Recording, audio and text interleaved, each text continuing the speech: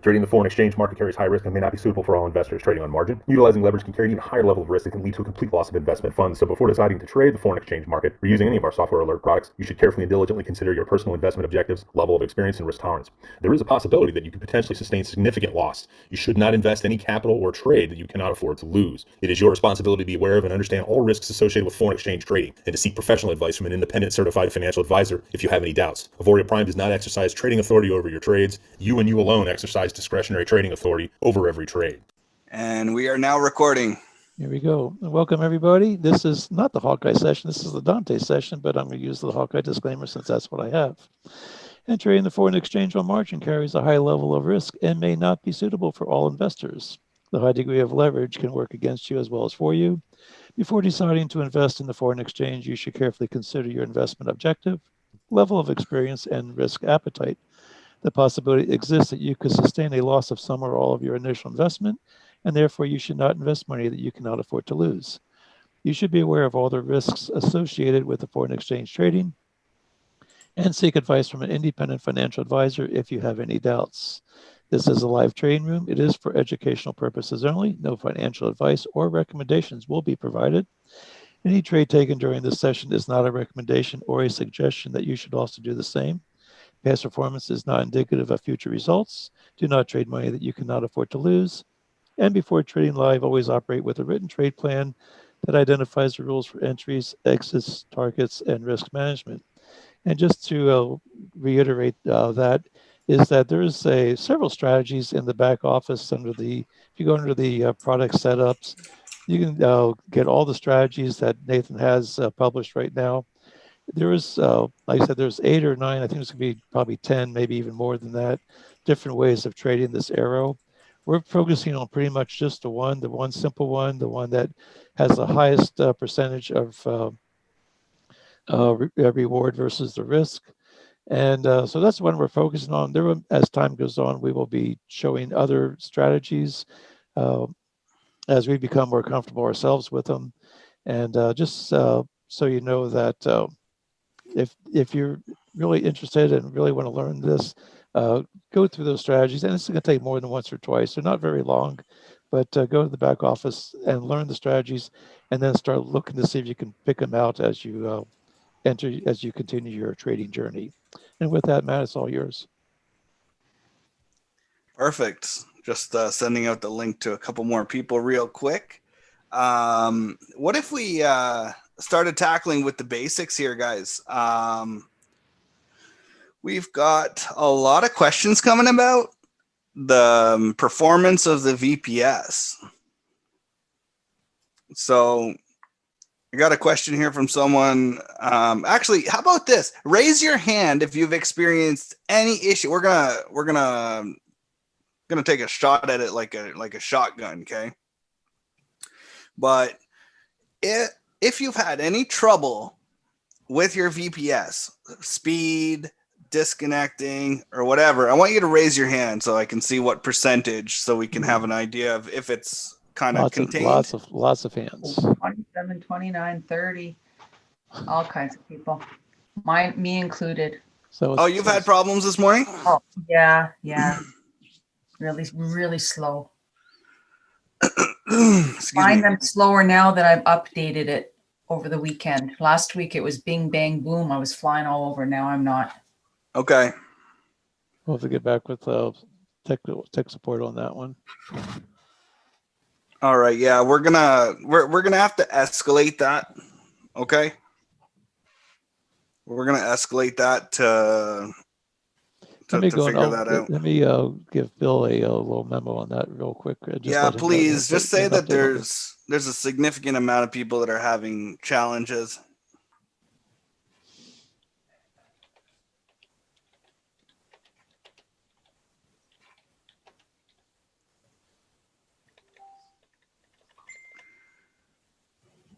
And then we're gonna address it from there. So what's the last alert that we received, guys? What's the other than the S&P 500? Looking for a nice retrace on that.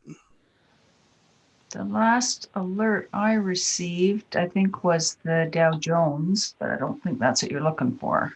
No, not so much. I don't think so. Eva going in there with the big guy. Yeah, the big I guy. know, right? It was a Kiwi Swiss. Yeah. we got Oh, That was the last alert I received anyway, and that was right at 9 o'clock. oh, I just Right. mentioned about that one. Oh, you did? I Oh, you- did. I Okay. answered the guy about that one. It's against the trend of the trend. All Of right. the, yeah, it's an up arrow. There's 3 red, 2 green. Not valid bag entry. Yeah. So we're not doing that. So, Coach Mo, we have. Hey. Hey, good morning. Good morning. Wow, that was loud. Looks like your mic was super close. Hey, All good. that's what I'm talking about. At least it's working. Yeah. Well, at least it's working now, and we're waking everyone up. You know, everyone's Exactly. wide awake for this. So, Joseph had a question. Says, could we go over the peekaboo strategy from yesterday? That's your baby. Hey, All right. Matt, Well, just got yeah. a bunch of alerts. We just got a whole pile of alerts. Oh, look at that! All right, let's go. Sorry, Mo. no. Please Hey, go. you know with what? alerts, We'll do my some. friends. We'll do some peekaboo on our analysis. How about that? That's Sounds perfect. good. Okay, so we've glory. Yeah, no. What? There's a lot of them. 1, 2, 3, 4, 5, 6, 7. Yeah, we got 7 alerts, guys. So Throw one at me and I'll look at that one while somebody go look at a different one. all right. Yeah. Well, let's do I can. I'll grab This this is Swiss Charles. I can do one too. Just tell me. which one perfect, to look at. Charles. Love Okay, that I'll take for your Swiss yen. analysis. Yep. I'll grab the Swiss yen. It's the bottom of the list there. Yep. We're gonna share the screen in just a second, you guys. Since we got so many alerts that just came in, we're all gonna take a piece, and then as if whatever one's valid, that's the one that we're gonna show on the screen. Yep. So we're gonna rapid fire, and that way, because there's no way someone can do 7 at once, right? Facts. Yeah. Teamwork make the dream work. Well, Throw yeah. one- Well, your brain can't process that much data. I don't care how smart you are. Is anyone All right. doing the Kiwi Canadian? No, you can do that one. Okay. Yeah. Throw you one can at keep me.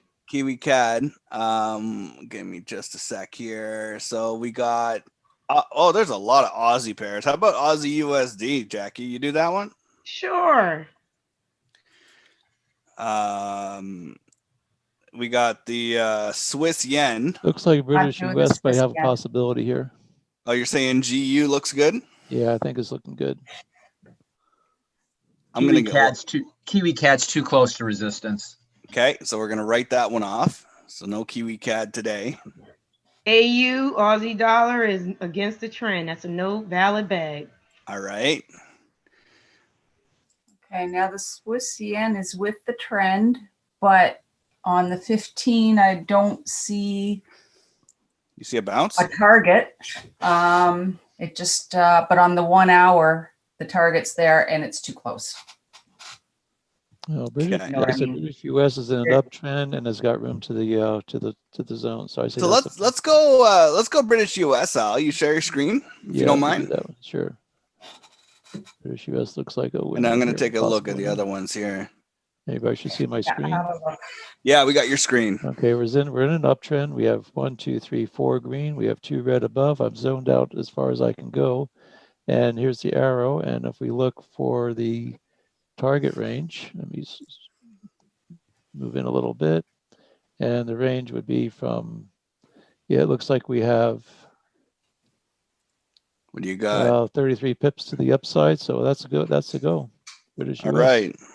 So that's the first one we got it. So let's In there.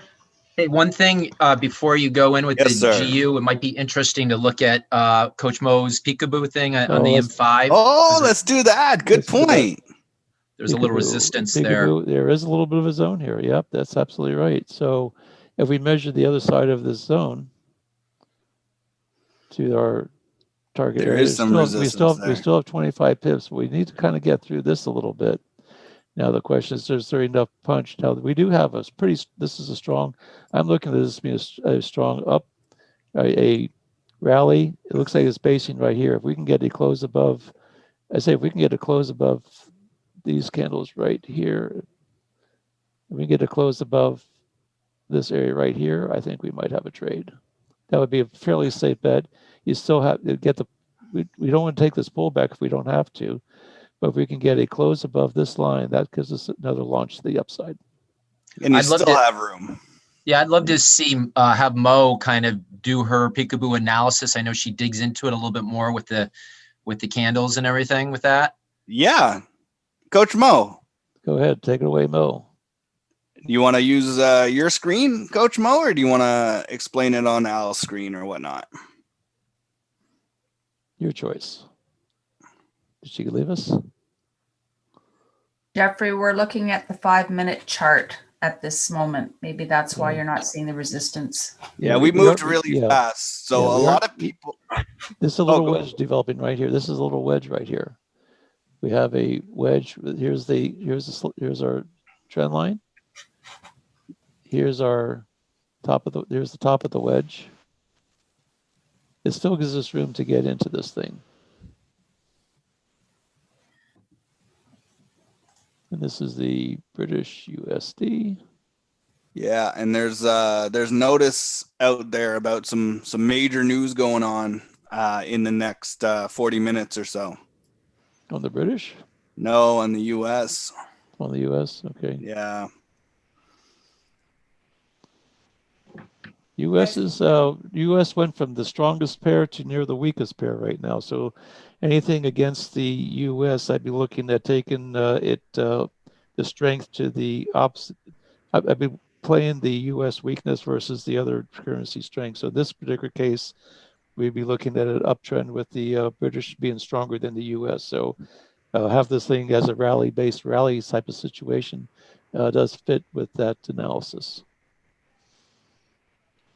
Okay, so just so everyone, some people just came in a little bit late thus far, but so we had 7 alerts at once, so that's why we weren't sharing all of our screens at the same time. It's going to be overwhelming. We just scanned through and saw what was tradable and what wasn't. And right now, GU, depending on the peekaboo, depending on what goes on here, we might have a potential buy. I see we do have a little bit of a zone right here we have to get through. Now we found this zone on the 5-minute chart. So we know that there's something there, but the main target is off the 15-minute chart, which is all the way up here. And if we were to just take this as a basic, right here is the entry.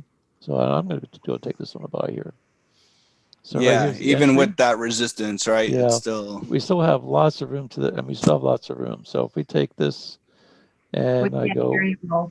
We can't hear you. With the moderate. So we're going to go use a 40 pip stop. So that's 400 on this little chart.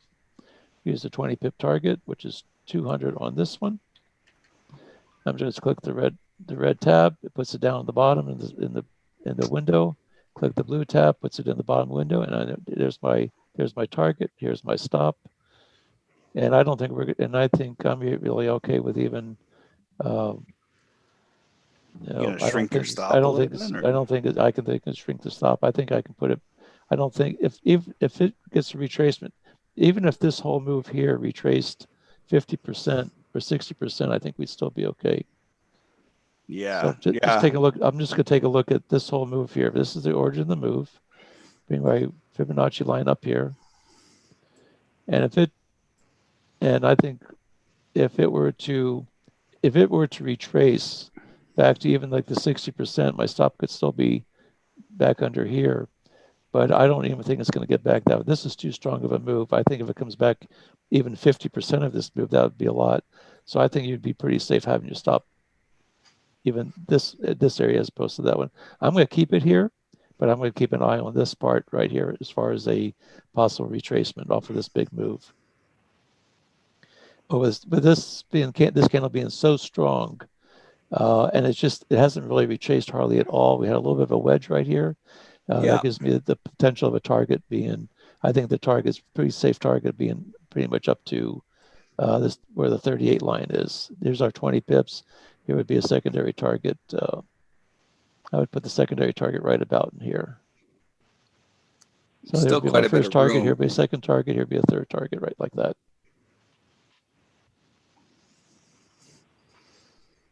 And there's a very high likelihood that it's going to get up right up into this area up in here. I think Yeah, well, it's you got a nice W there. Did you see that W? Yeah, here's a nice, yeah, here's here's the first leg of the W, here's the middle of the W, here's the second leg, and it broke this, closed out above, and so now it's off to the races. This could very well get a double arrow. Here's the bounce, arrow, go. You could possibly come up here, get another arrow on a pullback, but it's going to have to pull back quite a bit before you can get that second arrow, I think. Okay, guys, in the Q&A, Trevon wants the analysis on the Swiss yen.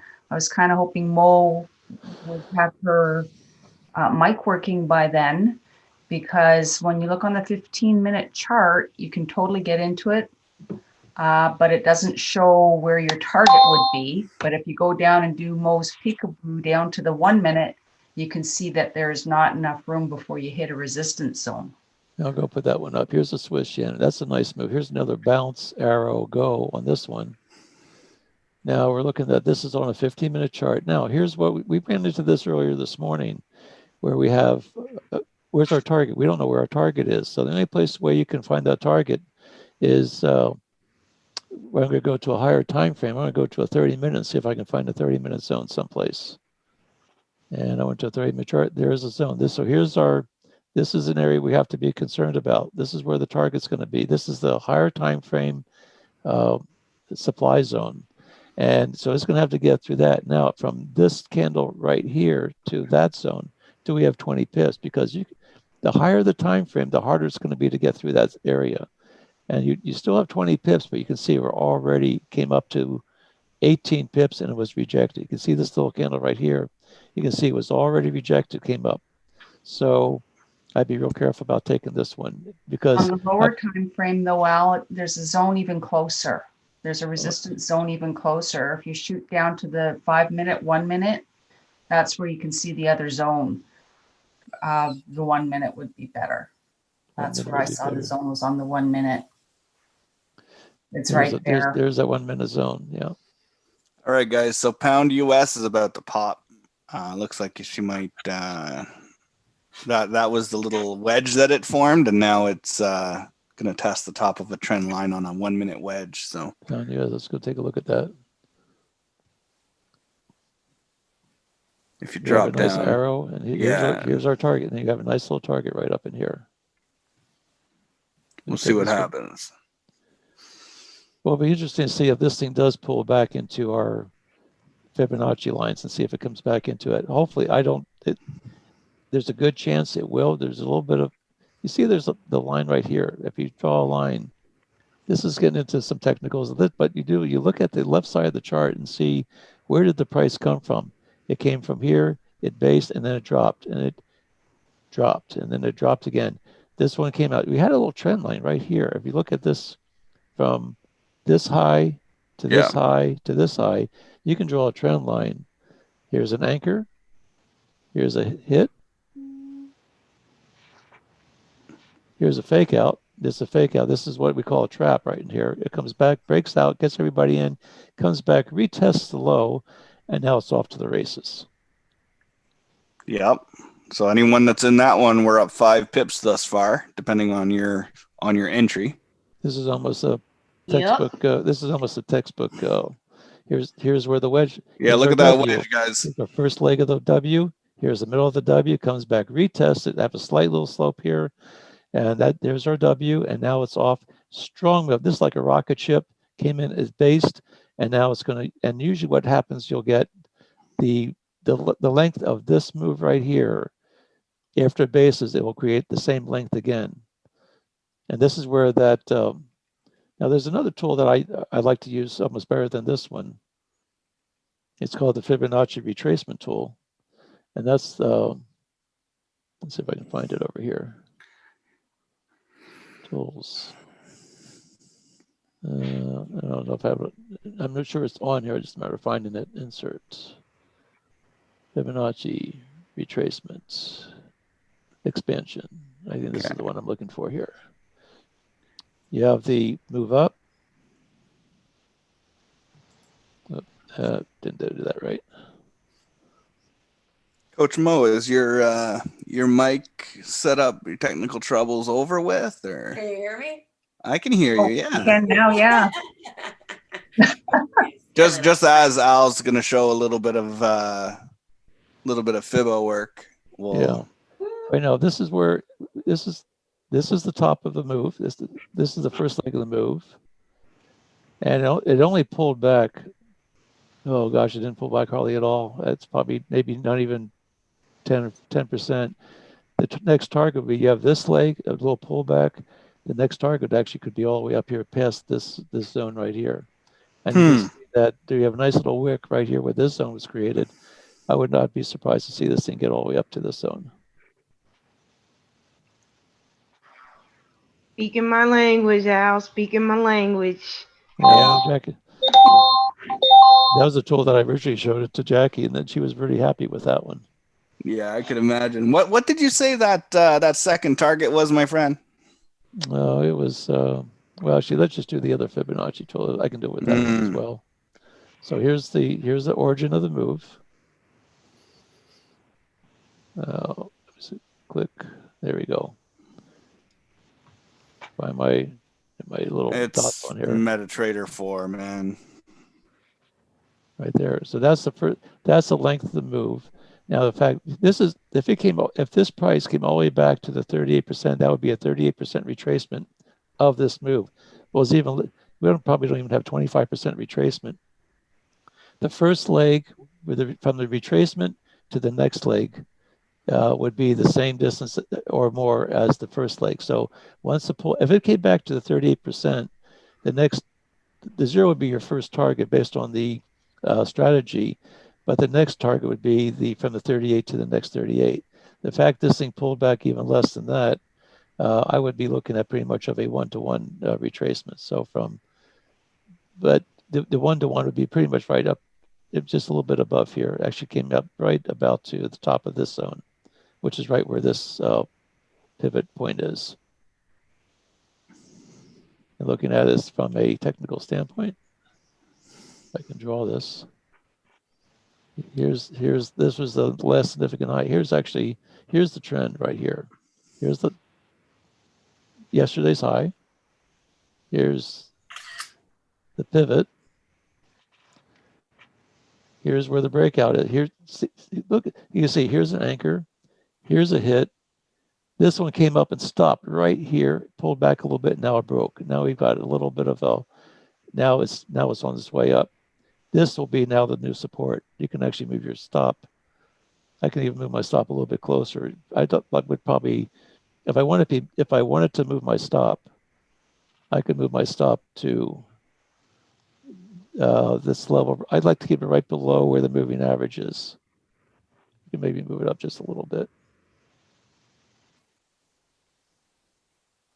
If you guys are having challenges with your audio or visual, one of the things you could do is on the left there, you might see an option to connect with audio or connect online. I forget the exact name of the button itself, but you can try that.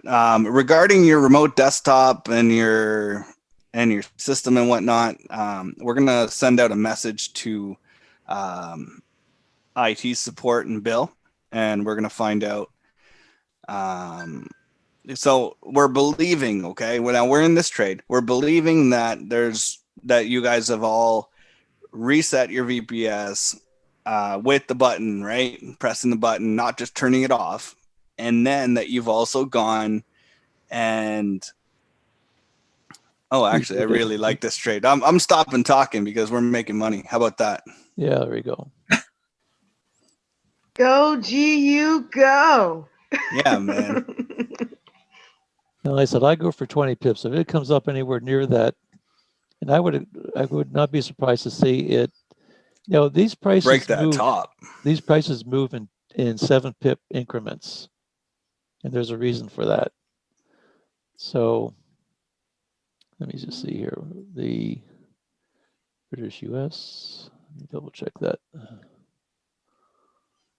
What I love about AIRO is you can use other tools and other systems to confirm the trend, right? You can use other things as well. So if you have other 37. systems, you can marry them on top of AIRO to increase your probabilities and shrink your stop losses. I like this spot right there. I'm going to put it right at this. I'm going to put it right there. I like that spot right there.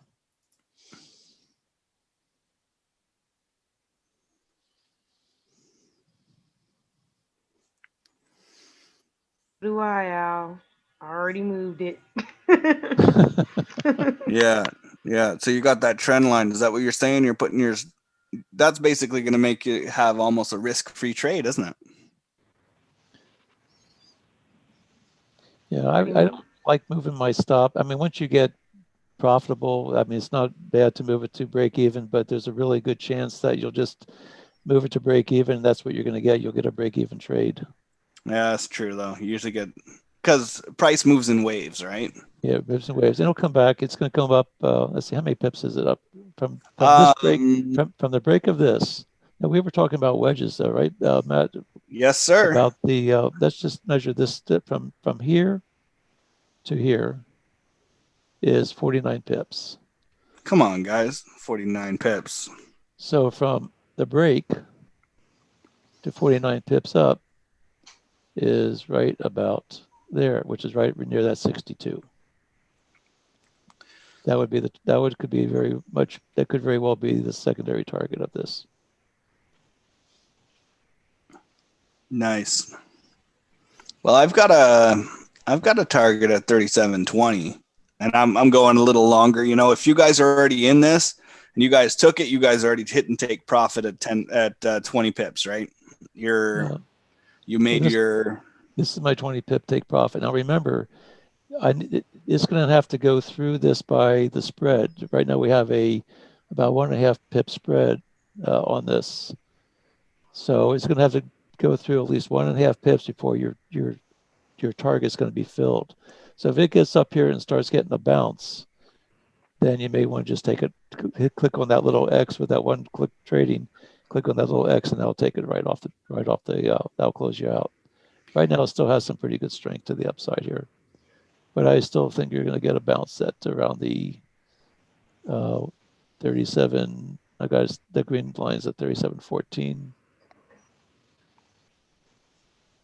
All right, so we got a quick question here. Lymel, I apologize if I'm butchering your name, but got a great question about how you can explain how the news can flip the markets upside down, even with a confluence and all the other confirmations that we use. So here's a big reality check. AIRO is fantastic. AIRO is amazing. It works. Reality is you're not going to win 100% of your trades. Everything can look perfect. And I was talking to Nate the other day, and he's like, Matt, you take 100 trades with AIRO, you're still going to lose 20, even though they're perfect. That's the reality of the situation. It doesn't, we're just stacking probabilities. And AIRO, I found, was by far the easiest, friendliest, and simplest way to stack the probabilities in your favor. About 19.3, 19.2. Yeah. Boom, there it goes. There's the target one. Man. Now, let's see if it comes up to my 37. So I was looking at 37.16 is what I'm actually looking at here. Yeah, I had 37.20, but I like 16 better. We'll see if it comes up and see what it does when it gets to that line right there. Yep. Check that. I still think it's got a little bit of gas to go. Yeah, it does, but I think it's going to bounce off of that. Yeah, and because I'd be getting what out happens of it. a lot of times, there's a lot of people seeing this zone. They're looking at this level over here. They're looking at this wick, and they're saying that if and I kind of do this. This is something I do. Is I like to, whenever you buy and sell, there's always someone taking the opposite of that trade. So if I buy this down here and I sell for a profit, part of my philosophy is to leave a little bit for the next guy to make a profit.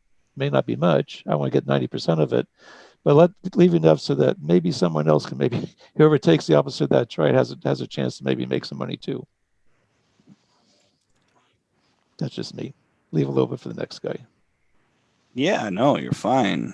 So here we're gonna get a little pullback here. You see how it came right up to it? Just basically, I got just about barely got the spread out before it started getting rejected.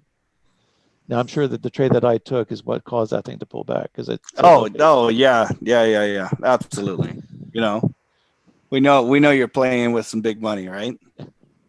my whole 3/10 of a contract of it. Yeah. I was a beast in these markets, man. Well, look at this. See, Al's on point, man. Look at that rejection. Mm-hmm. But it's a temporary rejection potentially. So we don't know what the market's gonna do, but we take what it gives us. Absolutely. And so if you're up 20 pips in a trade and you risk 2%, you just made 2% on your trading account. Mm-hmm. Right? It all depends. And remember, we said that, again, the strategy with this was, if you look at a Fibonacci trend strategy, the strategy would be is that if it pulled back to the 38% line, your first target was the 0, the next target is 38%. Well, it didn't pull all the way back to the 38%. It pulled back maybe 25 or 24 or 25%. Well, you have a 0 and they have another 25%, which is still going to be shy. So this would be where the second target would have been based on the pullback that we had. Yeah.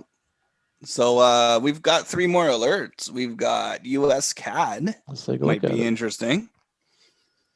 And then we got Pound Aussie. And we got the US Swiss. US CAD right here. Here's US CAD. Ooh, okay. We have 3 green, 1 red. Let's zoom out. I'll have a quick look at this. We're in an uptrend with the down arrow, but that's a pretty strong down arrow. Mm-hmm. Although it's a counter trend trade. We could use a but it's still a counter trend trade. There is a lot of room to the downside. But do we take that? Because it doesn't, it could possibly fit the rules for counter trend trading. But it's not. I have to refresh myself on the rules before I could make a comment on that. Yeah, because it's not a bag entry on this one, guys. I will say that even being a coach, I'm going to spend some time this weekend just going through these strategies.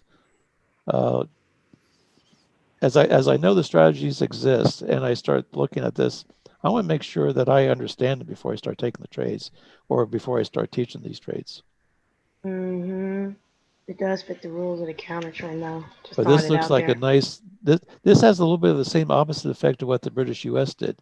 Mm-hmm. Remember, because look at the U.S. pair. Remember, I said the U.S. pair was weak. It was weak pretty much across the board. Well, this is the same thing. Here's a drop arrow, drop. Now, there's a good chance that this thing is going to come do another drop, base drop, and then come back and retest this area right where the arrow is.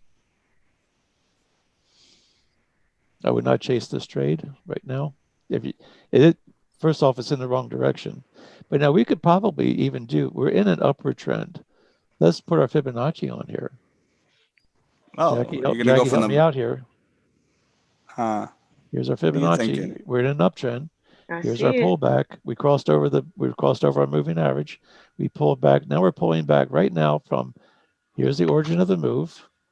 I'm not using this one. I'm using this was the last green zone. Nice. You can see this is a nice strong move up, and you see this is pulling back. Right now it's pulling back right to the 60%. There's a good chance we're going to get a bounce off of here.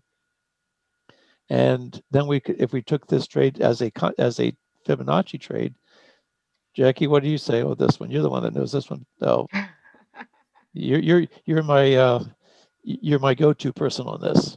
I did jump in there. I caught 7 pips and I'm out because it's usually 20 pips for that trend. But now that it passed that 50 line, I would actually wait for it to hit that 62 because that's my level right there. Yeah, to I like maybe, this. Yeah, I like the 62, and what I'd like to see is see the 62 level hold and get a close above the 50 level, That's right. and then you could put your stop 5 pips below the 79. Mm-hmm. And take, now, do you have to wait for it to come to get an up arrow, or can you just take it off that bouncing zone? I think You she's know taking what? it off the bounce. You could take it off the bounce or to a specific candle formation. Usually, I've been seeing. I'm not even going to embarrass myself with the name of that thing, but Well, a lot of times you want to see a wick or the railroad. They talked about the wicks and talked about the railroad tracks. yes, So exactly. I would like to see a wick. I like to see it come down and get a nice little wick on the end of that, and then look for the close. Right. Exactly. So we'll take Let's a look check at this this out. So I'm satisfied where we're at. We're GU. I mean, I had the fortunate to get a little bit of a better entry. So I got 20 pips on GU and 7 pips on USD CAD. Yeah, I'm up 30 pips. Now, if you look at this 15-minute candle that just closed, you see there's no wick at all on this.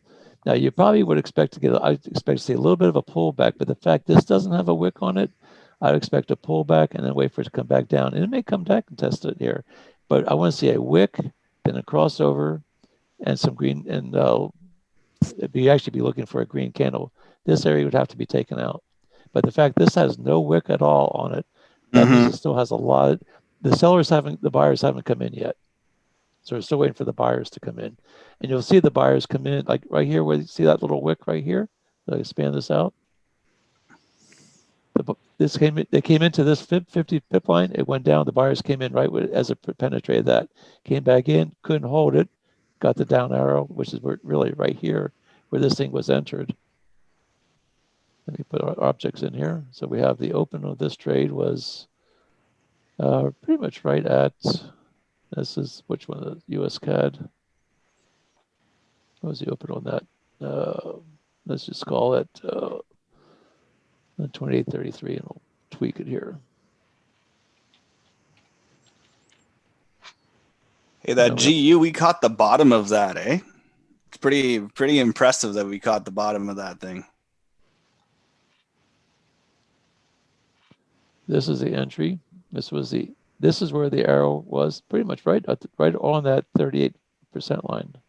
I'll just stick it right over here. Just see if I can put it right on top of it. Right there. And then with the target of that would be at 2831. So the 20 pip target on this one. Now the thing is, we didn't take this because we're in a contra trend, but I'm looking at this for the Fibonacci retracement strategy. So we're going to be looking at objects. So we're going to go with the first target, 20 pips. And we had it 128.30, so 128.11. 0.2811. This will be a target.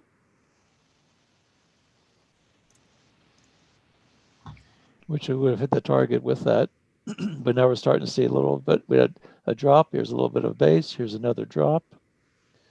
Now we're going to see if it's going to come down and test the 62 line. And then if we have a stop.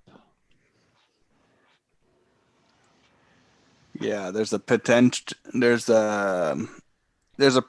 chance that it reverses within the 50 to 61.8, and I'm not sure what that percentage chance is specifically off the top of my head. But if it does, then we're looking at something that can really move. So if it comes down and this 62 holds, we'll put our stop here 5 pips below the 79 level, which is right around the 127, we'll call it 127.70 area.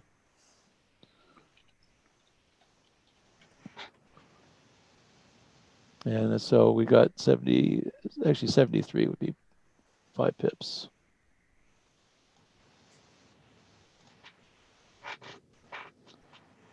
So we're kind of getting this thing set up for a possible Fibonacci move. Entry, eh? Yeah. Yeah. We're not in it yet. Now this was the entry for the down move. You would have gotten the 20 pips. US CAD. Let me see where that looks like here.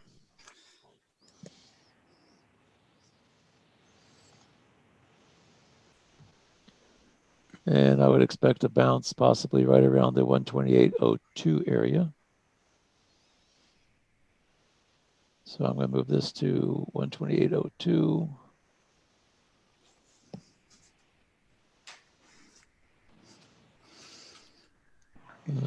Let's see, that was target 1.2802. I would expect a bounce off of that. It looks like it's pretty much there. Looks like it already did it. Al, when you're done with this analysis, I just sort of looked at the 4 or 5 trades that just came up at 45 here. The one that is a little interesting, except there's a support's a little close, is EG. EG, let's take a look at that one while we're waiting on this one. Interesting. Let me mark a little alert here for. Looks like we have a little bit of an M formation there. It's just that there's a real thin support too close to the trade right now, but it still might be interesting to talk about it. EG, okay, yeah, let's talk about this one. Thank you for bringing that to us. Oh, there you go. Okay, we have down. Let's see, we scroll up. We have 1, 2, 3, 4 red. 1, 2. I see 2 green. Down move. So we have downward pressure. So it looks like it's a downtrend. This was a downtrend that actually got taken out earlier. I'm not keeping those. I know there was a red zone right here that was taken out, but now we have this little pesky little green thing right here that I don't think is going to give us a chance to get that target on that. Again, this is all this was not a US pair, so I guess I can't use that for a reference. We're only 5 pips away from this zone, but now if this zone gets broken, now you have room. Oh, there's your 29 pips to here, but by the time this one gets broken, I don't think you're going to get your 20 pips. Right. It'll be good for potential other setup. You get 22 pips. Yep. If this zone breaks, you can still. But I would say if this zone breaks, you'll probably. Now remember, you have a little bit of a.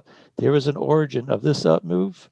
There's probably a good chance you're going to get some more. There's still some more buyers down here that may help drive it up a little bit.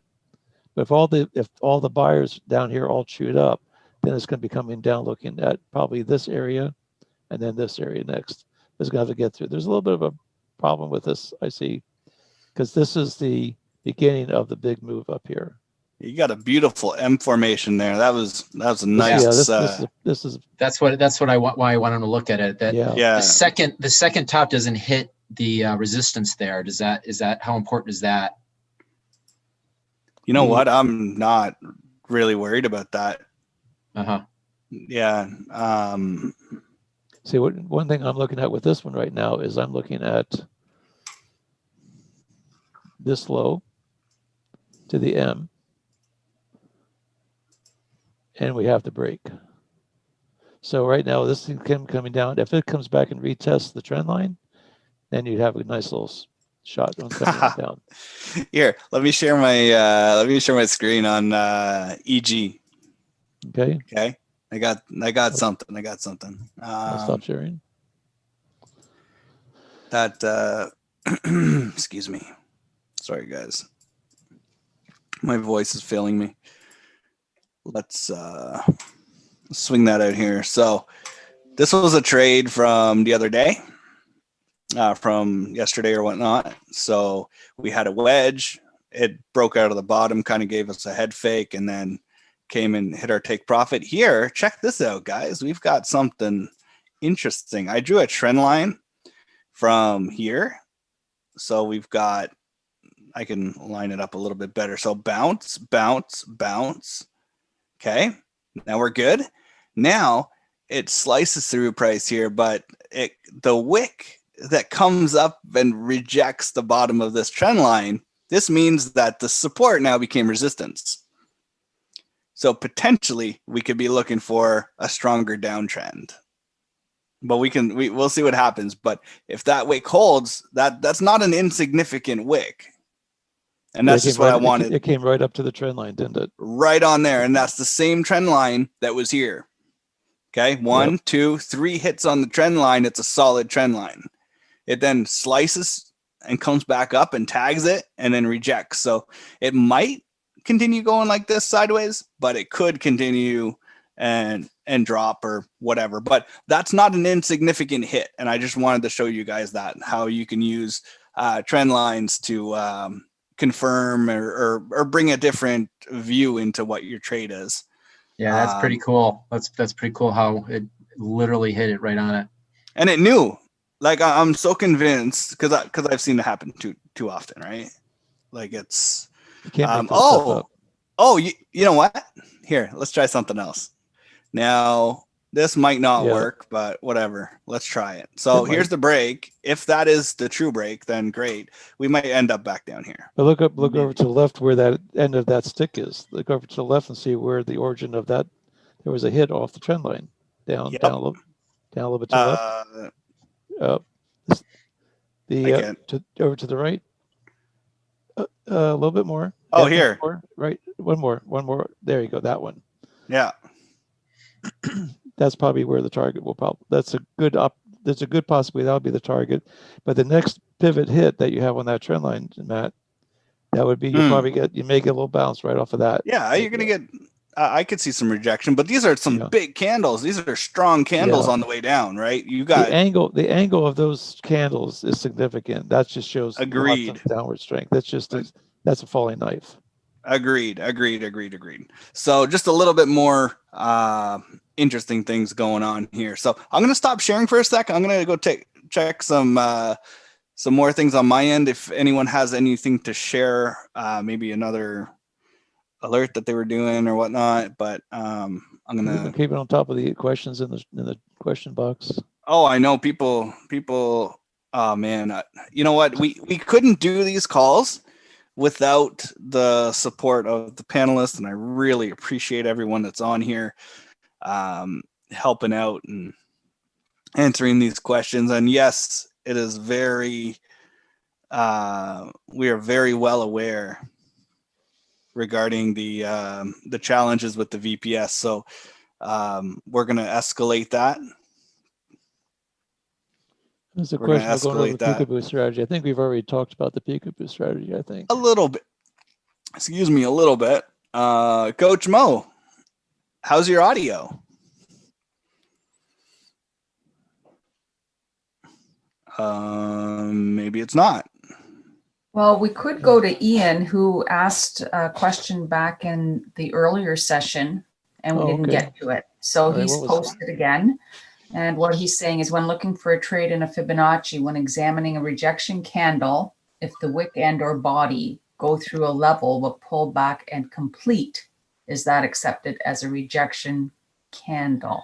I'd like to see the body of the candle close in the direction of the, for instance, like this one that we're looking at.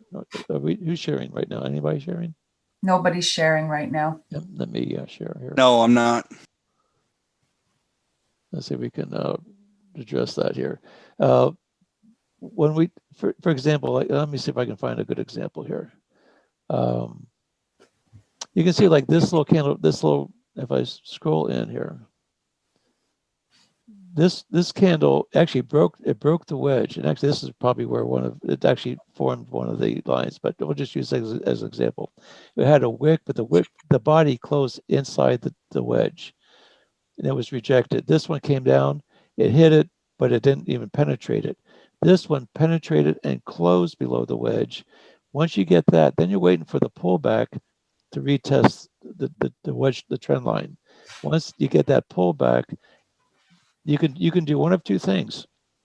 You can take the trade on the pullback with the idea that it doesn't break the upper trend line. So we could use this one, but I like this one. This is where the last origin came down. I like using this one right here because it gives me a little bit. You try to align as many of these candles as you can. And I like using the wicks. because there was price action at those wicks. So you can go, and I can even take it over to this one. So here's the anchor, here's a hit, here's a hit, here's a hit. So this trend line is valid, it's been rejected. It was formed here, rejected. This is the third hit. Here's the next hit. Now it came back down. Now, if it comes back, as it comes back up after this trend line was broken, I would take, if it comes within 2 pips of that, and I'm feeling good about the idea that it has the strength to the downside, I'll try and take it up here. Because if I take the trade up here, one, you've got the arrow. This is the nice little pullback. So you already have confirmation of the arrow. As this pulls back to the trend line, I'm okay taking anywhere from here within 2 pips to my stop on the other side of this switch. So if I look at the measurement of that, let's say I got in here and I put the overs. And now keep in mind that as this slopes down, it's getting less and less risk. But I would take it to where the last retest was. So I take it on up to, that's the 13 pip stop. Well, if we're looking at a 40 pip stop, we're looking at all the way up to here, this whole area. So that's lots of room for a stop. Gives you lots of wiggle room, but that doesn't mean you have to take that full stop. But you could take it. I like usually keep my stop above the second, because I would use this area. Let's see if I can pull this up here. Go ahead. From this high right here, this pivot. If I can pull this down here. Wrong one. So the issue with with what's going on with the lag and the VPS, the issue has been identified and it's being worked on as we speak. Just a heads up, we got people on it. That's good. Yeah, perfect. We don't play games with this, guys. This is a big deal. So yeah, it's being worked on in the process, and then we'll keep you updated. Yeah. Now, Patrick, if I got in here, my stop would be up in this zone right here. And I would also look, if it came back up, I wouldn't necessarily get out of it, because I would view this as being a trap. Trying to get everybody to take up, trying to get everybody sucked into here, breaks the trend line. People say, oh, this thing's going up, not knowing where this is, and this would be a trap for another reject. But I also be looking at this as being a possible target right here, because I would expect maybe a little bounce, because this is a pivot area. This is an area where it was last left. This is where the buyers came back in again. There's probably a few buyers still here that's going to say, okay, when it gets back to this area, I'm going to go and buy, which could drive you back up again. And this is where, if you put your stop right here at your break even at this point, and you don't have your 20 pips, you go, okay, so here, let's say you got in off of this candle, and you measure, okay, I'm looking for 20 pips, and you say, well, it comes back down. You say, oh, I'm 10 pips up. Now I'm going to move my stop to break even. Well, guess what? It's going to come back up here and retest this. And then you say, oh, I just got stopped out with break even, but I gave up all this. This would be an area, maybe take a target one, maybe take half your positions off here. If it comes back, add to those positions, and then let it come back down again. Oh, Al, EG. Whew, I checked it on the 1 minute. Can you guys let me share my screen? Let me share my screen on the 1 minute. I'm gonna. You guys are not gonna believe this, okay? You guys are not gonna believe this. End of story. And then you're gonna say, "Well, I'm gonna start finding out how trend lines work." Okay, this is the same trend line that we set up earlier, right? I put it on the 15 minute. We got tag. I want you guys to look at this. Look. What's this? We break. We come down. We come and tag it to the pit. And then it rejects. My mentor says this. He calls this a pass, and it comes back and checks. So if this thing comes back up, and it might be an opportunity to take it, to have a better entry for short or whatnot. But anyway, I just wanted to show you the hit on that trend line and how accurate it is. Right? It wasn't just a random hit. This is why you're going to want to learn how to put the trend lines on the wicks. That's the biggest key. Go from bottom to top, and you can find out that this trend line at the top here needs to be adjusted a little bit. But look, this is on the 1 minute chart though, guys. So I just want to make sure people aren't like, oh yeah, you're. I like the 1 minute chart because it actually fine tunes those trend lines. It actually gets it right to the right angle and the right point where the lowest or the highest candle actually was. Yeah, so I like going like this. I like here. You can the longer you. I got a lot of questions about this about the stick, but basically the longer you make your stick, the less the probability that you're going to actually hit it. So here's officially the break, and the reason I believe that this is the real break of this wedge formation is because it came back up and tagged it, and now the resistance became support. The support became resistance, and so this could come up a little bit, but I don't see it coming up back into the wedge here. So guys, now Mr. Bill Wynn was so kind to get on it. We've got one of our senior developers working on the on AIRO or whatnot right now. What happened was the new version of AIRO was actually using a significant amount of resources, and that's what was happening, and that's why we had such a significant amount of issues with that. So that's being rectified right now, and we'll keep you guys updated as we move on. But there is no issue itself with the VPS. It's actually just the amount of resources that the indicator itself is using. And I hope that clarifies everything. Which was the pair we were looking at, that Fibonacci? What pair was that? Let me stop sharing. I've got a couple things we got to run on. I take you want me to share again? Yeah, I would think so, Al. Oh, there's another comment as well. So there are certain brokers that send more ticks to the VPS, so it keeps on sending a lot more information, and so that can cause some potential lagging issues or performance issues with the VPS system as well. But I can confirm to you that the VPS solution that we're using is a significant improvement over what we were using in the past, and so it is a very good VPS solution. It's not something that you can get for $10 or $15 a month on the outside.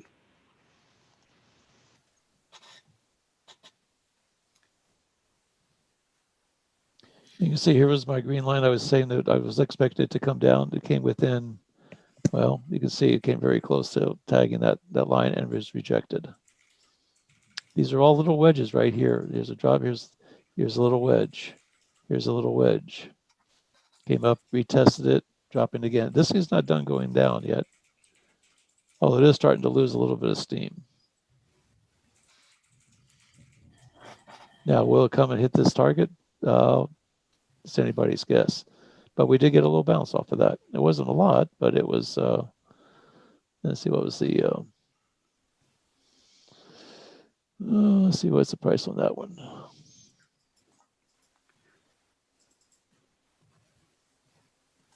So that's the top of 2820.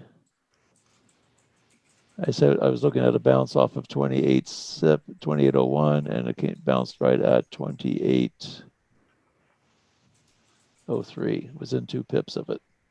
See if this one's going to come back down and retest it. But some buyers came in right in here. Now we're going to see if we're going to get a pass, if it's going to pass this one now, and see if it can do a little pass and check, and see if it comes back down and tags this. You see the length of this candle. This was, if you look at this on this is on a 5-minute chart. So basically, for 45 minutes, it had straight down for 45 minutes, went 51 pips. For the next 20 minutes, it came back up, gave up 20 of it, here's the next long candle, but you say this candle, this area here is shorter than this one. So it's starting to lose a little bit of steam. Nice strong move down. Now, what I'm going to be looking for is seeing this thing comes down with a strong rejection, comes back down with a strong wick. If we get a wick off of that and then get a crossover, then I'd be looking at maybe taking this thing back to the upside. But right now, this is a contra-trend move, if I remember correctly. Message for you, Al. Yes. Alan, how do I learn technical analysis like you? Just keep going into the room. There's your That's answer. easy. That's an easy answer. Don't forget, it took Al many years to get to where he is today. You don't just come into trading and know how to do what Al knows how to do. You just keep adding a little bit of information every day. You add a little bit more to that arsenal, and after a while, what you have to do is you have to train your eyes to see the patterns. And the only way you do that is by looking at patterns and watching people. I mean, that's why I try to point these patterns out to you. So it starts training your eyes, it starts training your brain of what to be looking for. The first time I started looking at charts, all I saw was a bunch of squiggly lines and pivots, and I just look at a bunch of noise. I don't say, well, why isn't this something, or why isn't this something? But after a while, you start seeing the pattern, especially when you get these are nice little tools where you see these little bounce points, and you start looking for a pattern right around that area. Then you start seeing that, well, here's a nice strong move up. Here it came back down, rejected it. So you say, well, this one came back up again, but now I have a little bit of a slope. Here's your M right here. And now it's coming back down. Now it's going to be waiting for it to come down, form a W, or it may form another M. It may form another M to go to the next level. Pound Kiwi. We got Pound something Kiwi. On there. Okay. Let me just check real quick what I never pulled it up, but I got an alert about 11 minutes ago.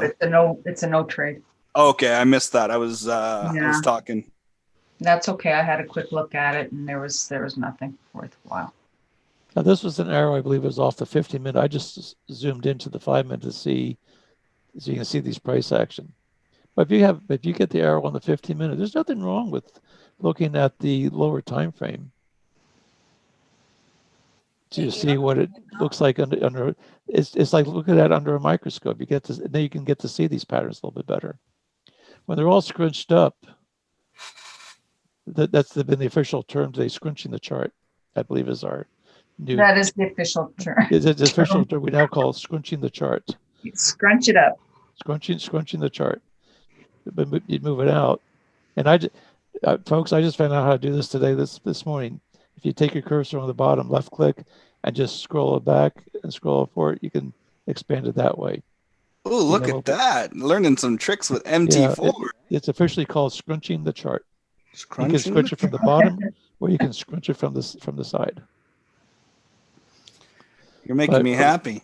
Yeah. So all right. We're on a 15-minute chart. That's right. That's an HR approves of the new term, scrunching the bottom. We can officially approve it. Okay, good. Guys, can you hear me? I hear you now. Okay. A little bit. You're like 1,000 miles away. Oh, great. Okay. It's like you're in Colorado or something. Yeah, I think she's up the mountaintop or something. Can you hear me? She's probably out skiing, trading off. She's probably she's probably skiing, trading off her phone. We can't hear you now if you're talking, though. No, it's really low, Mo. It's really low. So anyway, back to where we're on a 15-minute chart.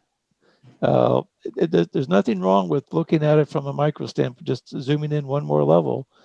You still have the same trade. You're just seeing the price action in a, rather than waiting for a 15-minute candle to close, you get 3 5-minute candles, giving you that other little microscope of a price action.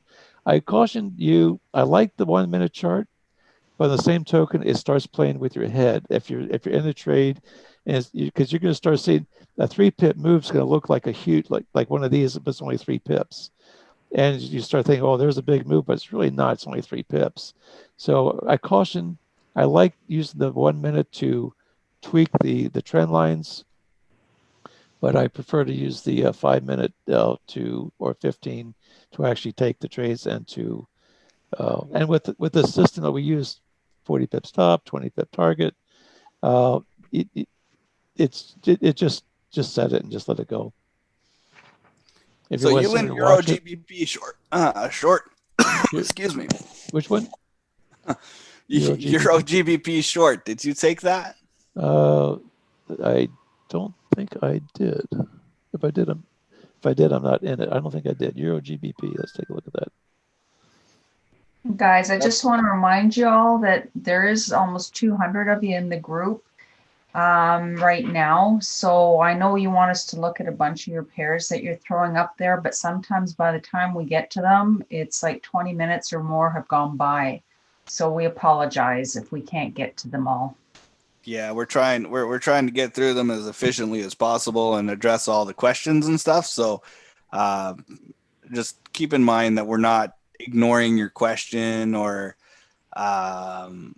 whatnot. It's just we're trying to prioritize as good as we can, and sometimes things get missed. So yeah, if you could just be a little bit more specific in your questions. There's one here. Can you comment on the Euro NZD? Is there anything in particular you'd like us to look at? If you could do something like that, that would be like a great help to us to get at these even quicker. Yeah, so like time frame, for example, or what are you looking at? What are you actually trading? Oh, sorry, I got here. Anyway, go ahead, Al. If I took this Euro GB, I said no, because I was so busy talking, looking at it, I forgot to take the trade. I was putting people's finger. Sorry, guys. There's a little bit of a zone right here, but that still probably would have been enough to at least get in it anyway. Sometimes I get talking, I forget to do what I'm actually here for, to take trades. I was putting down people's hands, and I promoted someone to panelist in error. So, yeah, good job. You can always unpromote them if you need to. I don't know how to do that. I tried.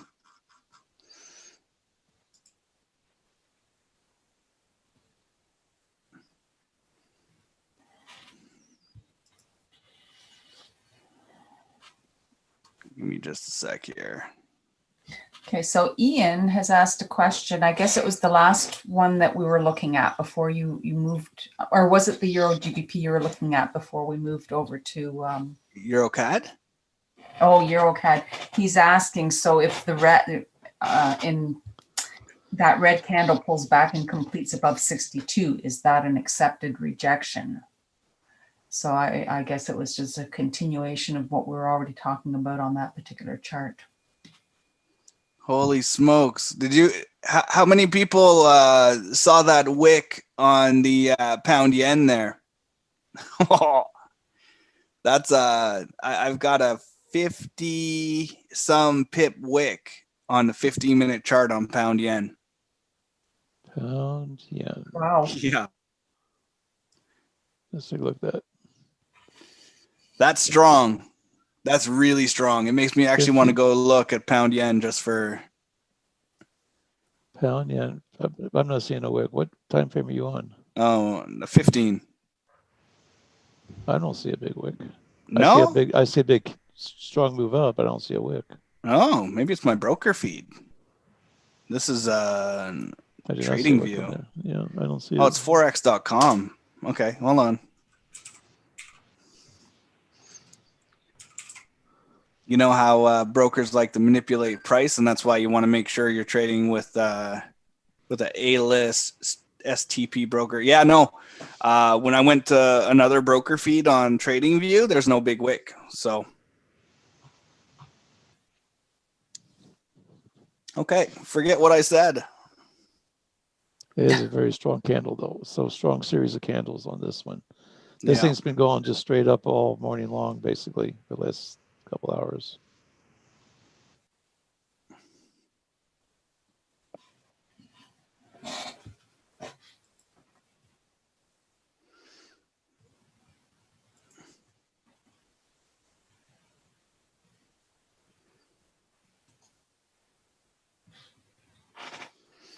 Okay, so I want to Daphne was go back to that US CAD trade for that possible okay.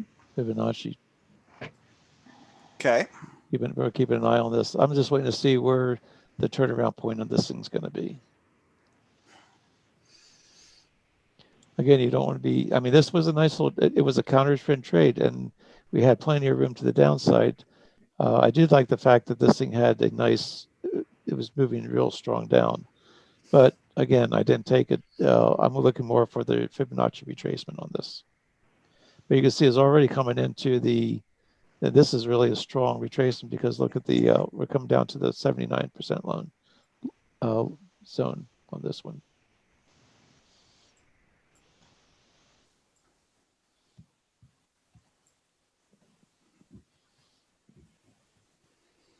But I also see where I'm also looking that this thing's probably going to bounce right around the 128. I think is probably going to be a good place where it could possibly be rejected. The actually 127.78.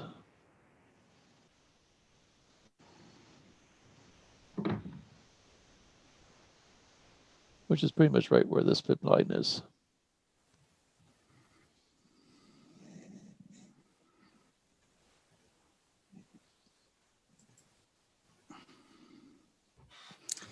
Someone wants us to check gold. Now,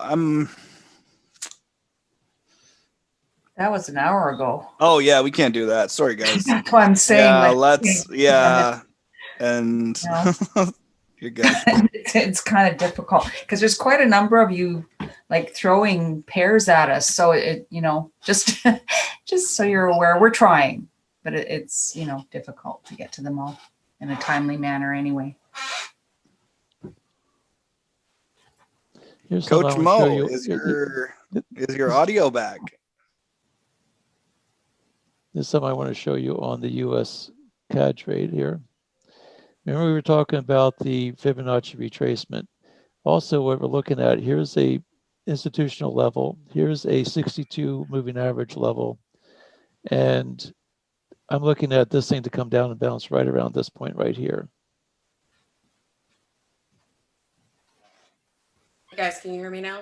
Yes, we can hear you now, Mo. Leach, I'm going back and forth between my Yeti and my computer. You've got a Yeti and you're having problems? Yeah, and it's one of those $300 like. I know what a Yeti is. I'm thinking on getting one. No. I'm talking about like there's several different ones. I'm talking about the pro version. Yeah. What is a Yeti? So yeah, Isn't that Sasquatch? No, it's well, that too, but it's actually it's rated like the #1 streaming and whatnot microphone. It's like the cream of the crop. Let's put it that way. supposed to be, but obviously you guys couldn't hear me. That's what's disappointing. Yeah, that's what's disappointing. So I know something on your computer. You use a Mac, right? Yeah, darling. But it also could be the area. I mean, I live in the tech center here in Denver, and it could be the area where we've had a lot of problems with the internet and so on and so forth. So.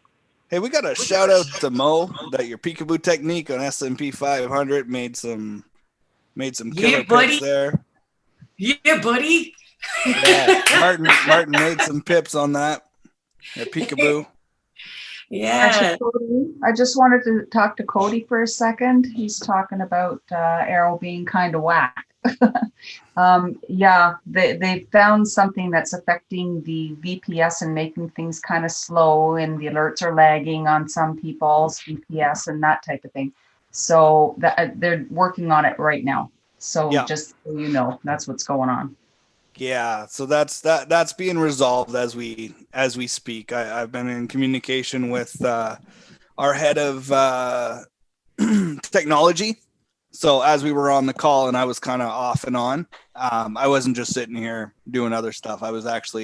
We were addressing the concerns because it's a priority to take care of the people.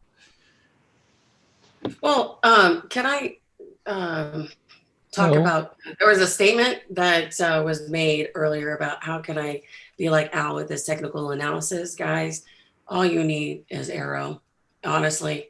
I mean, Right. you're going to learn Fibbo, you're going to learn how to draw your wedges, you're going to learn all that if you stick and stay with the course. You know, Nate has some amazing videos. You have some great coaches with Auvoria Prime. I wouldn't focus on the technical analysis, because literally strategy number one, bounce, arrow, go, is fire. Okay. It is the number one way I make profit every single day. Y'all heard me correctly. Mm-hmm. It is the number one way I make my profit every single day. Okay. So if you guys are not mastering the bounce, arrow, go, that's where your problem is. It has nothing to do with the software. It's nothing to do with the VPS. Even someone said they got stuck in trades. I asked them, you know, are they in their MT4 on their phone? You know, that's super important. You know, if you're in your MT4 on your phone, you won't get stuck on trades because you're going to close your trades out on your phone. Okay.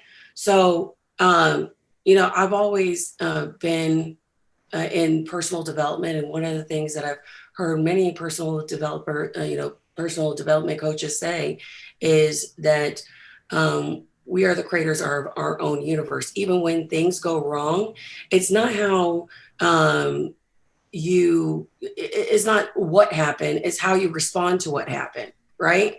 So you always, I love what someone said on one of Dante's calls, you know, I think it was Jason, who said, you know what, dude, I stay ready. I stay ready. Are you guys staying ready? When those arrows come, this is like the most freeing. I think that's the problem, you know, even with AIRO, is that come on, talk, Mo. We're so, no, seriously, we're so used to being on the charts that we want to try to manipulate the market and tell it where to go.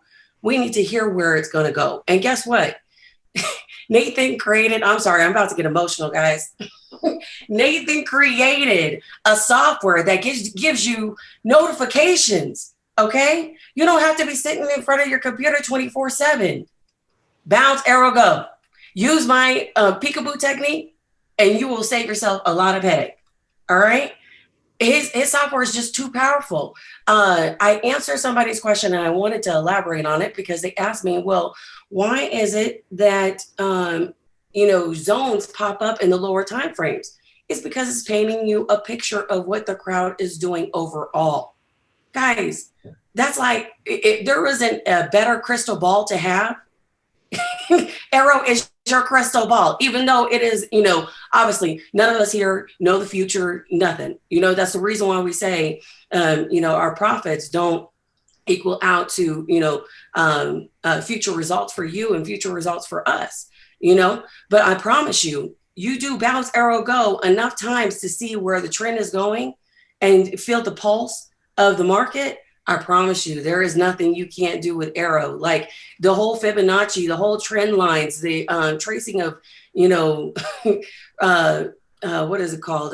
Wedges. Wedges. Thank you so much. You know, seeing fractal highs, you know, fractal highs and fractal lows, and knowing if the market's going to go up or go down. Guys, that is minute compared to what AIRO tells you. Okay, just what the AIRO, the bounce, arrow, go method, you can win more than you lose. Who's with me on that? Well, yeah. Get used to that. Get used to winning more than you losing. And man, I'll see you at the Super Bowl, the Forex Super Bowl. Stop making it so hard. You know, when we show you awesome things like the Fibonacci and the wedges and stuff like that, it's only to show you that you can literally take your win ratio and, like I was talking about, squeezing the charts, you can squeeze out more wins because of the additional confluence that we're showing you. Because all that is, all those additional indicators, trend lines, that's just confluence to build up your confidence to hold in, you know, stay in a trade longer or whatever, you know. So I encourage you guys, practice bounce, arrow, go. And what we show you guys on the call, Then you can practice out on a demo account, play around on the weekends, using the fib and using, trend lines and stuff like that. But if you can't master the one easy concept strategy, number one, everything else that we teach you is pretty much null and void. That's so good, because what would you say? That's probably the other stuff that we do and add is gonna be that the 90% of the work that only brings 10% of the results, right? Mm-hmm. Or is it 80-20? It's you're talking about my favorite law. Yes, absolutely. So what you're doing, okay, we're gonna flip this upside down. First, you've got your 20% of the work that's going to give you 80% of your results, which is your bag entry. And then the other work that you need to do is the other stuff, but that's only going to be 20% of your profit. So what's more important to you? First, understanding the system. I challenge you, go out and take 100 of these bag entries. What if it takes you 3 weeks? What if it takes you 4 weeks? At least you're going to have a knowledge of how it works and what your win rate is. And then from there, once you're consistently profitable with the system, then you can start adding different layers to it. Because you can take, oh man, all right. Here, for people that have been trading for a while, you can take bounce, arrow, go. You can throw pitchforks on it. You can throw wedges. You can throw numerous amount of additional indicators. You can use the whole moving average. You can use certain Elliott wave theories, wave counts. You can, guys, there's no limit to what you can start stacking on top of AIRO. But first you need to understand bag. There's no, like, from now on till the end of my trading career or whatnot, I'm going to be sticking with this AIRO, and I'm going to make sure that everything that I do going forward is going to be attached to it, because it's so stinking profitable. Mm-hmm. I've been through systems. I've been through a lot of systems, some great systems, some really expensive systems, some very complex systems. I haven't seen anything as simple as this, easy and user-friendly, where 12-year-olds and 13-year-olds are able to successfully trade the Forex market. Like people are hungry for change and everything. Just we need to not overcomplicate it. But also, some of the things we're showing is only to show you how far you can actually take this tool. There's no roof to this.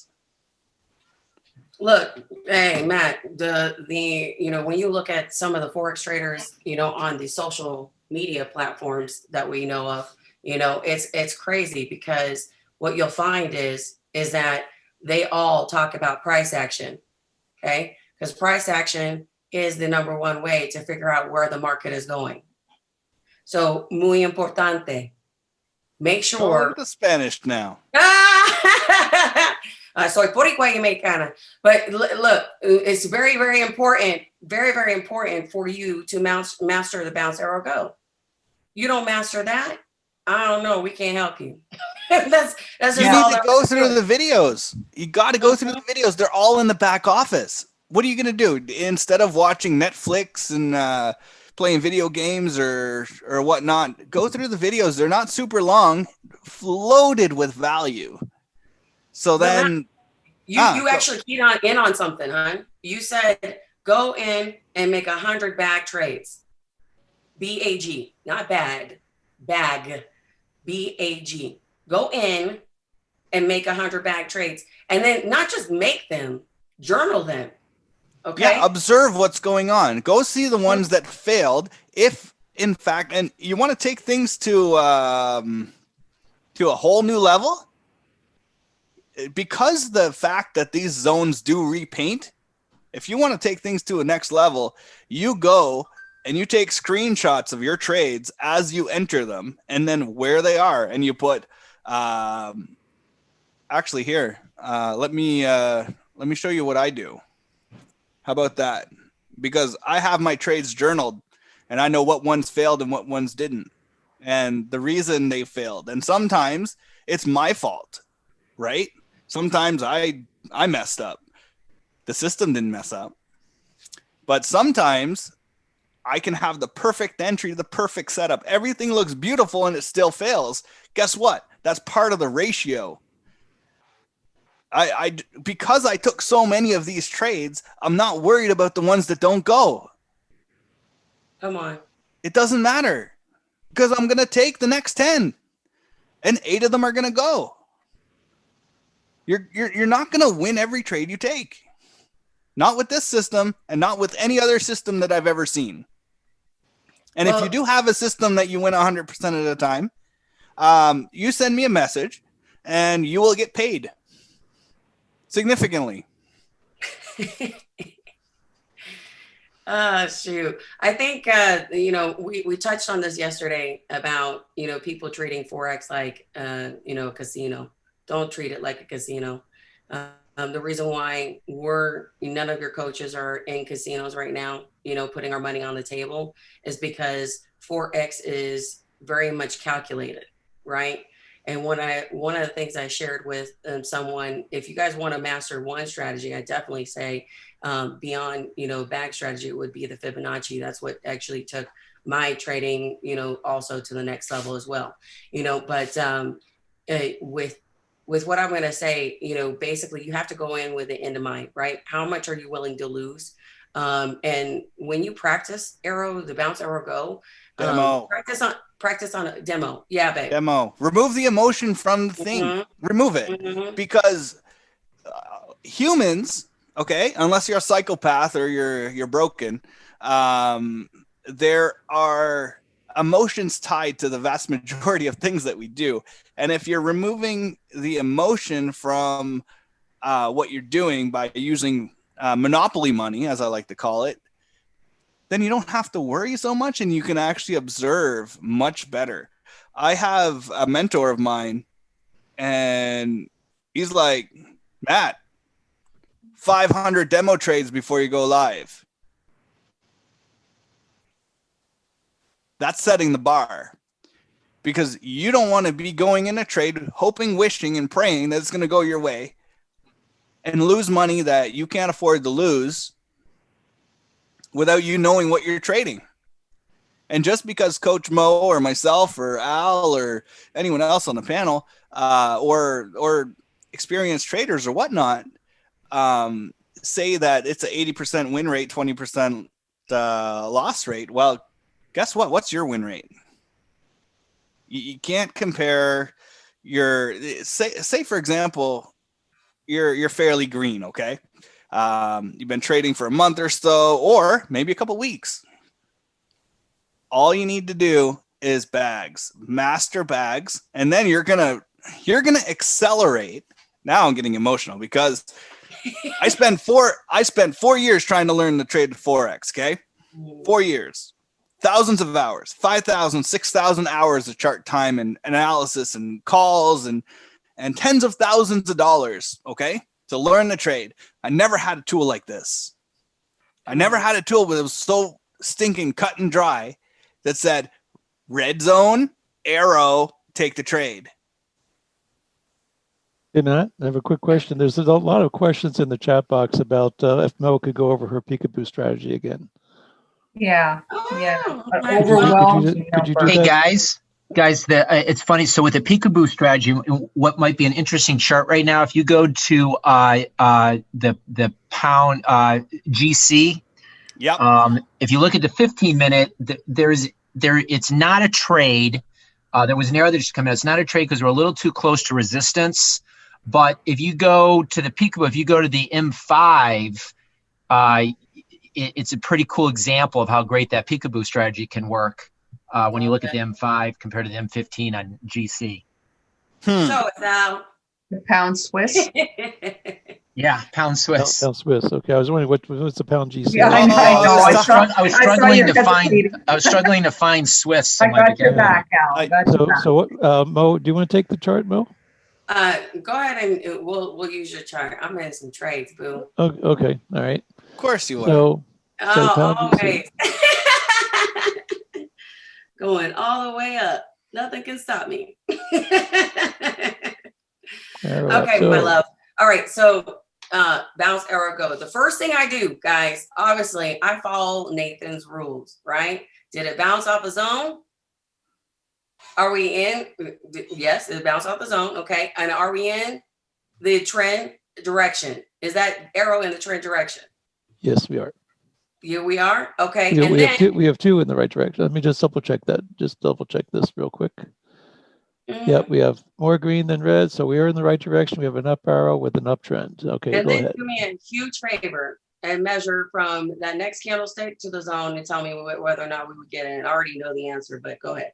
Okay, we're going to go from here's the entry. There's where the entry of the candle was, and here's the zone, and we have 11 pips to the zone.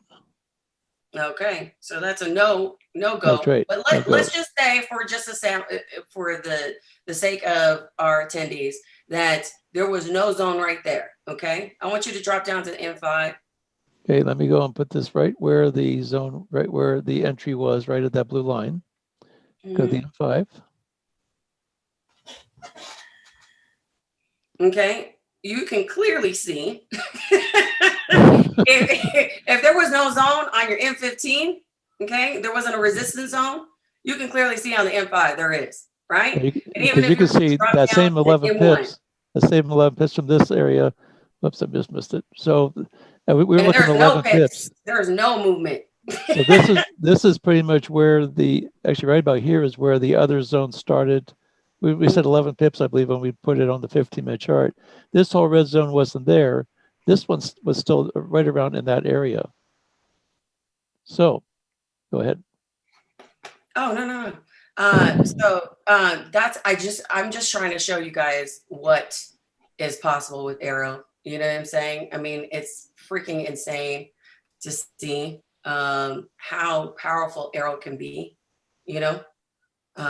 When you see that it won't just paint zones in the time frame that you're trading in, it'll paint zones from actual pretty much every time frame that you're in. You see what I'm saying? So this is why it's so important, because price action is happening on all charts. Now you get a look into what's actually going on all levels of the playing field. It's like going into the NFL and being a part of the Super Bowl and having the playbook of your opponent, your opposing team. You know, it doesn't get any better than that. You know, it really just doesn't. So hopefully that can help you guys understand how to look at AIRO as helping you build confidence in your trades. Because when you do the bounce, arrow, go, I want you to do my peekaboo technique and go to the lower time frames and just see what's going on in lower time frames. It's not going to hurt you.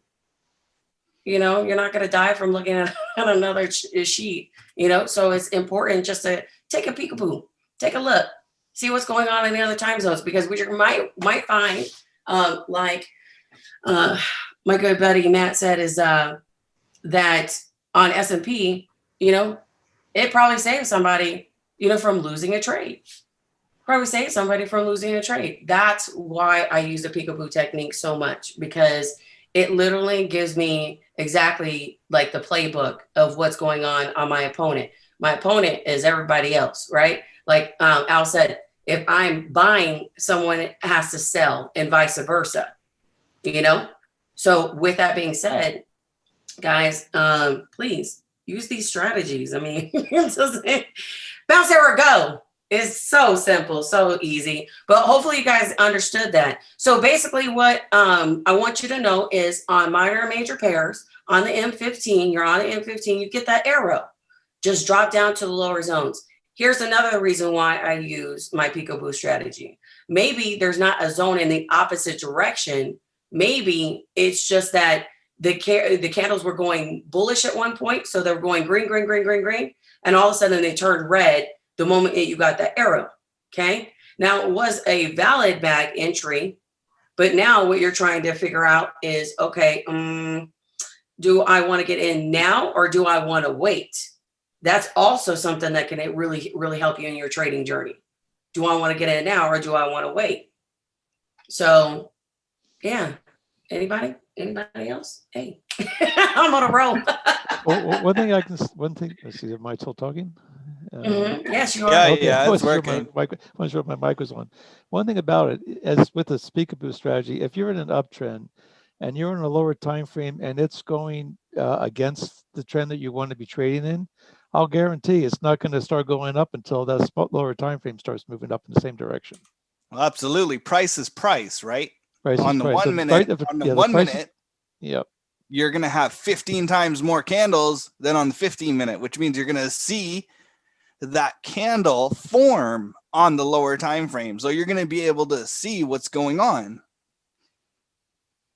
But you have the direction, then you just wait for that little pullback on that lowest time frame, that 1 minute time frame. And as soon as it stops pulling back, even if it pulls back a little bit more, you're still getting yourself in maybe a little bit better position, because you know if it was a valid bag trade at a higher level and you're going long and it pulls back, it's still valid. It's still valid unless for some reason it gives you another zone, and by that chance you stand a better chance of having just a better entry is what happens.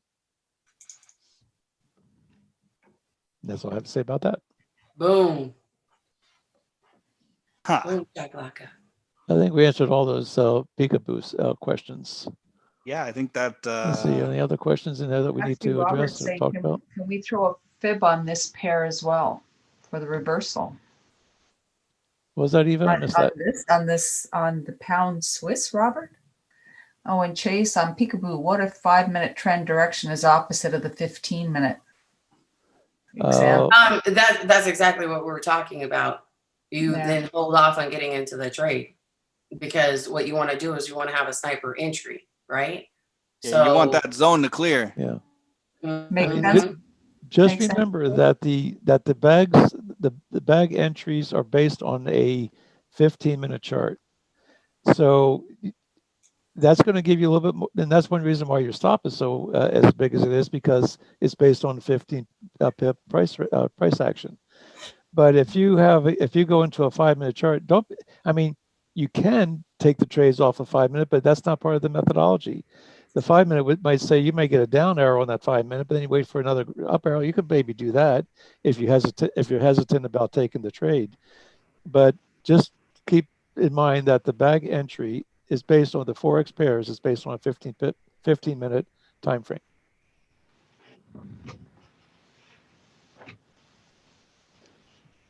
The Peekaboo just helps you get maybe a little bit better. It helps you get a little bit better entry, or maybe keeps you out of a trade because there's a zone there that you don't know is there unless you go to a lower time frame. Just like you go to a higher time frame, if there's no zone at all, you go to a higher time frame to find out where the next zone is. So you have an idea: is that 20 pip target reasonable to still anticipate, or is there something in the middle of the way that's going to cause you some emotional inventory?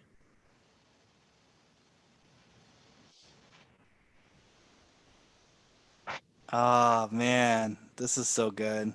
So, you remember your Euro GBP? Remember how we had the wedge that we drew, and then we put the stick at the bottom? Yeah, look, where's the stick? The stick is at your take profit right now.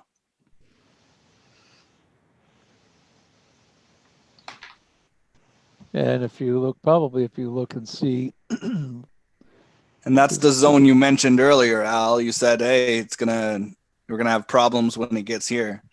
Right about in, well, we were looking at, this is the first place where you could probably maybe get a balance, but right now here's where the other arrow is. This was the origin of the other arrow way over here. And you can even do that. You can look and see where the other up arrow was. If you're looking at a down move, you can see where's the last up arrow, because if there's an up arrow here, that means there's buyers under here. If there's an up arrow here, there's probably buyers coming in. Now, the space between this one, this line to this line, you're looking at 11 pips on that.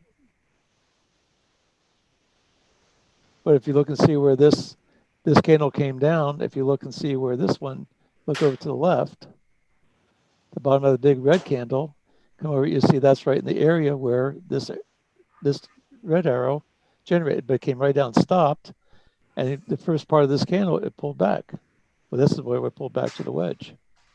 So I found some buyers in here, but then these candles took all the buyers that were here. They're no longer there anymore. Now the next set of buyers are down here. All the way down here, just look at the bottom of the candle, and that's where the price is right now. We got a question from Mr. Chase here. It says, so the number of red and green zones for trend on a 5-minute peekaboo doesn't really matter. And I would say it this way. Sorry guys, that's my little guy. I would say it this way. I would say you're trading generally the 15-minute, right? So you're going to go down to the lower time frame to see if there's a zone there, and if the zone is there, then you're generally going to want to wait until it gets through that zone, but you're not going to go and count the zones on the 5-minute or the 1 minute or whatnot. Is that accurate, Mo? You're talking about what? Say that again. Sorry. You're fine. That was a lot. So I'll condense it. Say you're trading the 15-minute chart, and then you see a potential entry. Then you want to go take a little peek at it, go peekaboo. So in this case, in this scenario, we're in a downtrend on this currency pair on Euro GBP. Okay. We're looking at that. Everything's good. Maybe there's a green zone on a 5-minute, and there's a whole bunch of green zones on the 5-minute or the 1 minute. You're not going to be counting those zones, are you? Well, here's the thing. I'll see what's going on as far as the zones are considered, because it may give me an indication that the trend might change a little bit.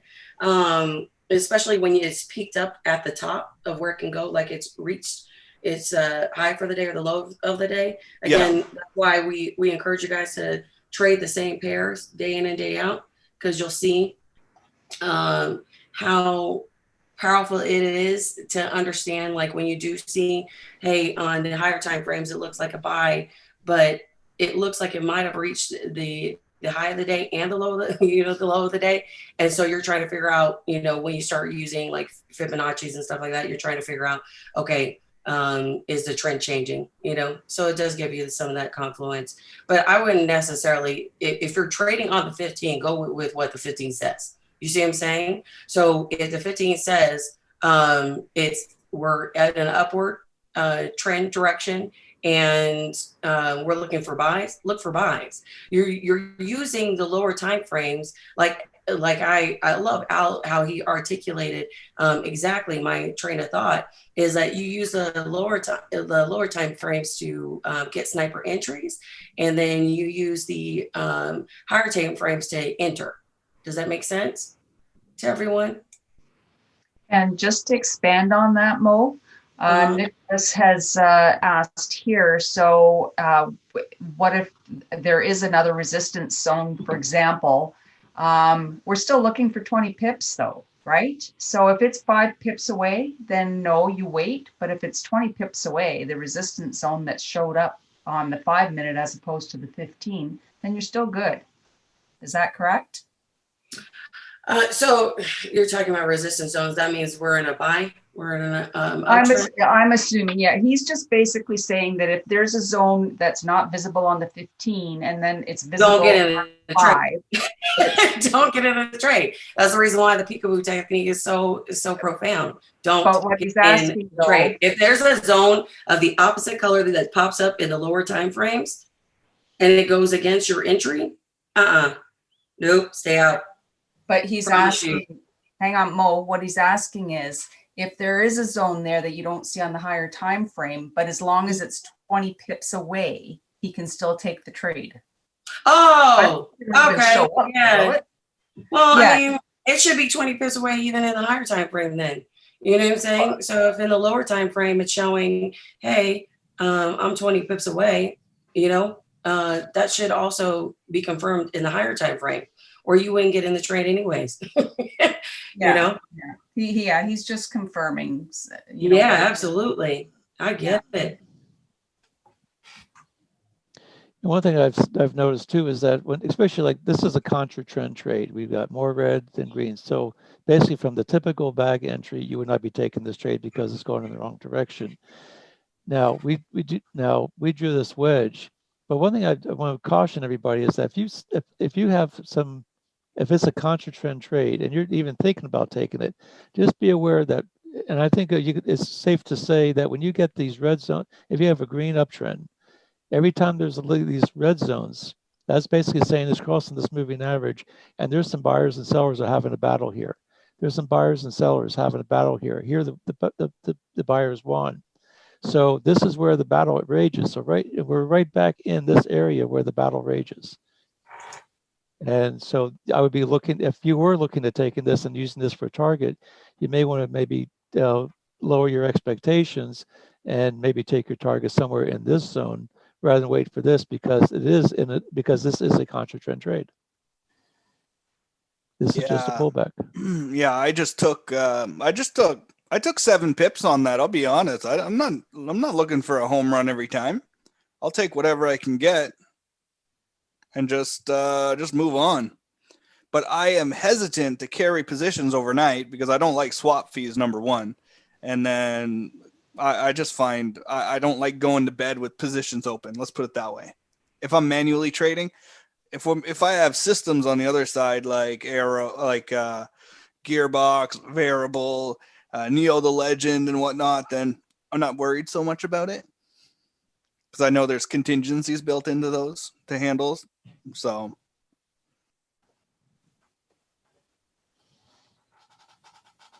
Any other questions?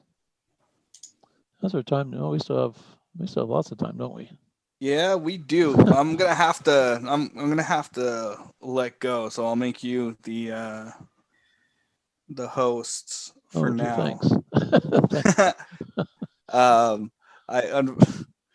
got a couple things I gotta think. Euro NZD. So guys, remember, just trying to keep a little bit of order here. Currency pair, time frame, what direction, like add some context to your questions so that if we go back in a couple minutes, 15, 20 minutes, then we know what we're talking about. There's one question that came up. It says, can Al do a new order pending trade as an example? And I'm not sure how to. Oh, I could probably show how to do that. We make sure we don't have anything going on right now. Yeah, let's check the alerts real quick. What do we got? The last one I see is a British Swiss. I think we've already talked about that one. Let's just take a look here. Yeah, I haven't seen anything else. British Swiss. Yeah, there was a British Swiss, a buy on the British Swiss, but we're already at the zone. We didn't have the 20 pips. It looks like it's coming up into that where it actually is. Let's see here, British Swiss. British is fairly strong to the Swiss is kind of in the middle of the pack here. I would say if this was I'm not sure this was tradable because I don't think we had the 20 pips. We've got a couple people here asking about the Euro NZD. Is that a new alert? I don't remember. I didn't get that. And I don't think you did either, Al, did you? I did not get a Euro NZD. Let's take a look at it. Yeah, they're asking. Is it on a 1 hour chart? Is it on a 1 hour chart? 15-minute chart. I don't have that. Oh, wait. Euro NZD was. Yeah. Oh, look at this. Yeah, look at this. I didn't get a notification for that. Oh, mind you, that was a while ago. Look at the candle. It was. Well, there's no one right here. I mean, we're talking right. But a couple of candles. That was like half an hour ago. Yeah, it was. It was a while ago. Yeah, well, that was quite a while. Let's go check Euro NZD, guys. That looks on point.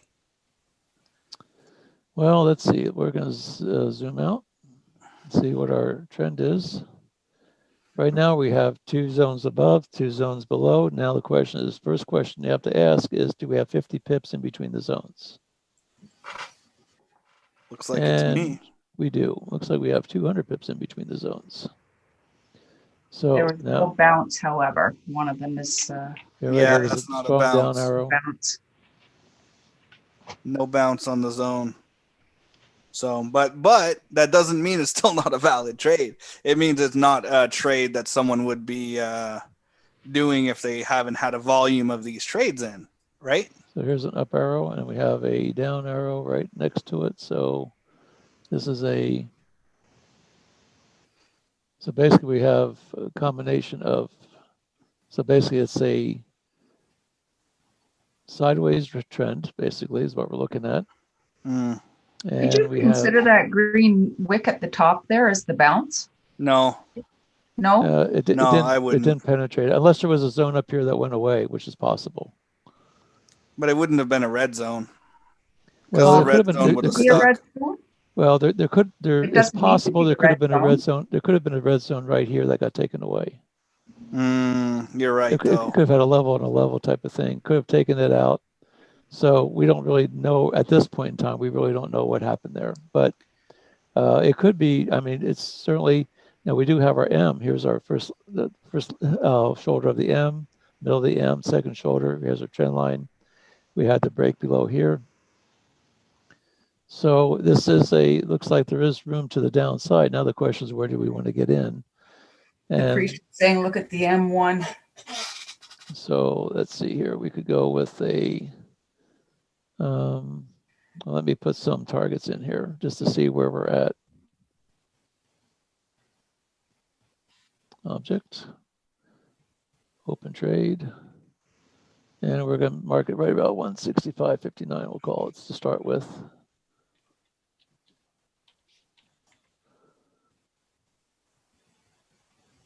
Did I do that right? 1.6569. We'll call it 1.69. So overall, I'm personally not going to be touching that one. Yeah, I probably won't either. I'm just drawing out to see what we're actually dealing with here. Yeah, no, that's completely fine. I just wanted there we go. That would be for that down arrow. This would be where the entry would have been. The target could have been 20 pips below. So we're going to mark 20 pips from that. So it'd be 16928 for a target, for the first target. That would be the target. There's got a lot of room. There's a lot of room to the downside. There's no question about that. Stop. It'll be 16988.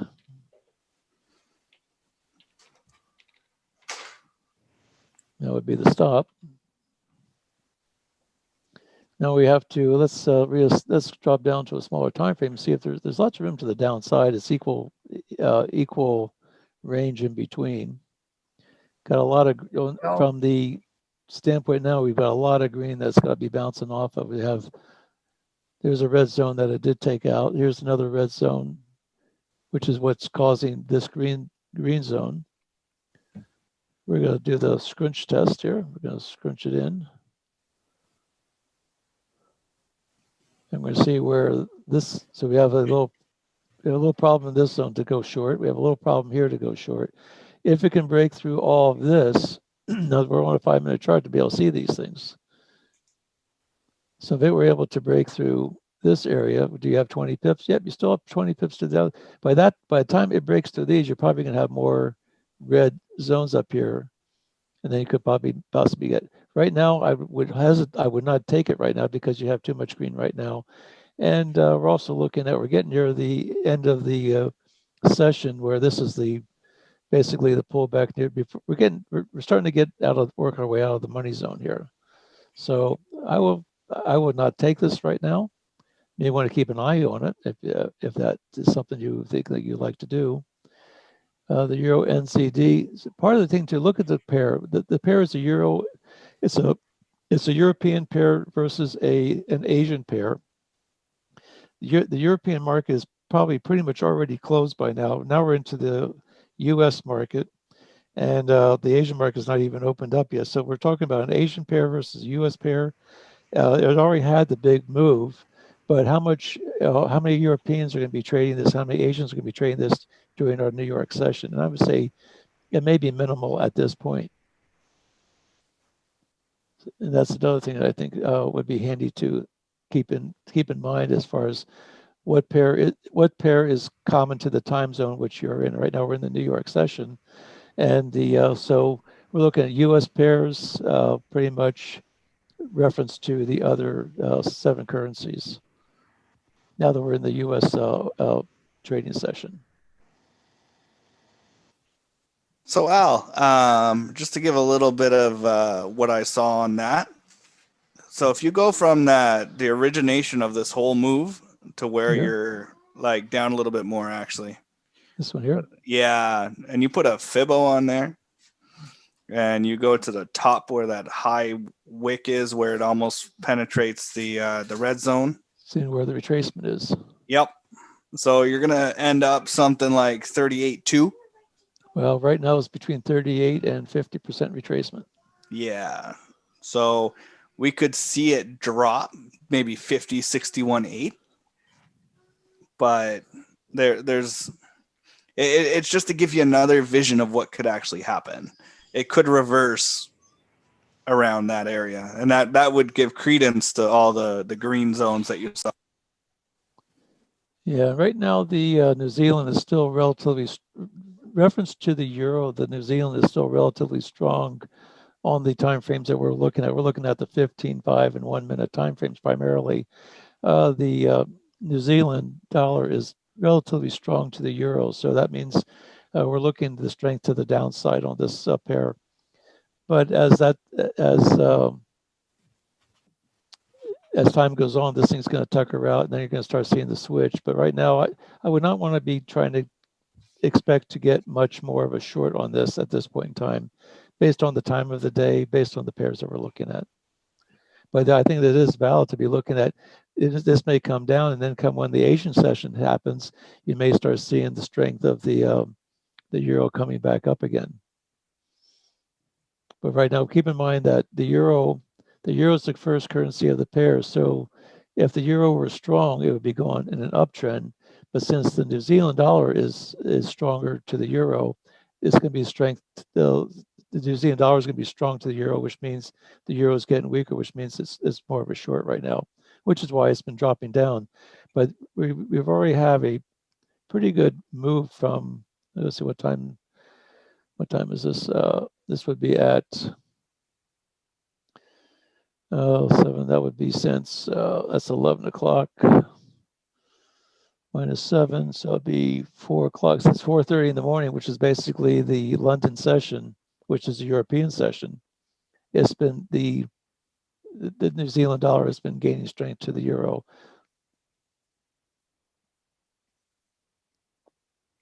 For whatever reason. Yeah. So just because one of us decides not to take a trade and it doesn't fit within what we feel comfortable with, doesn't mean that you can't, right?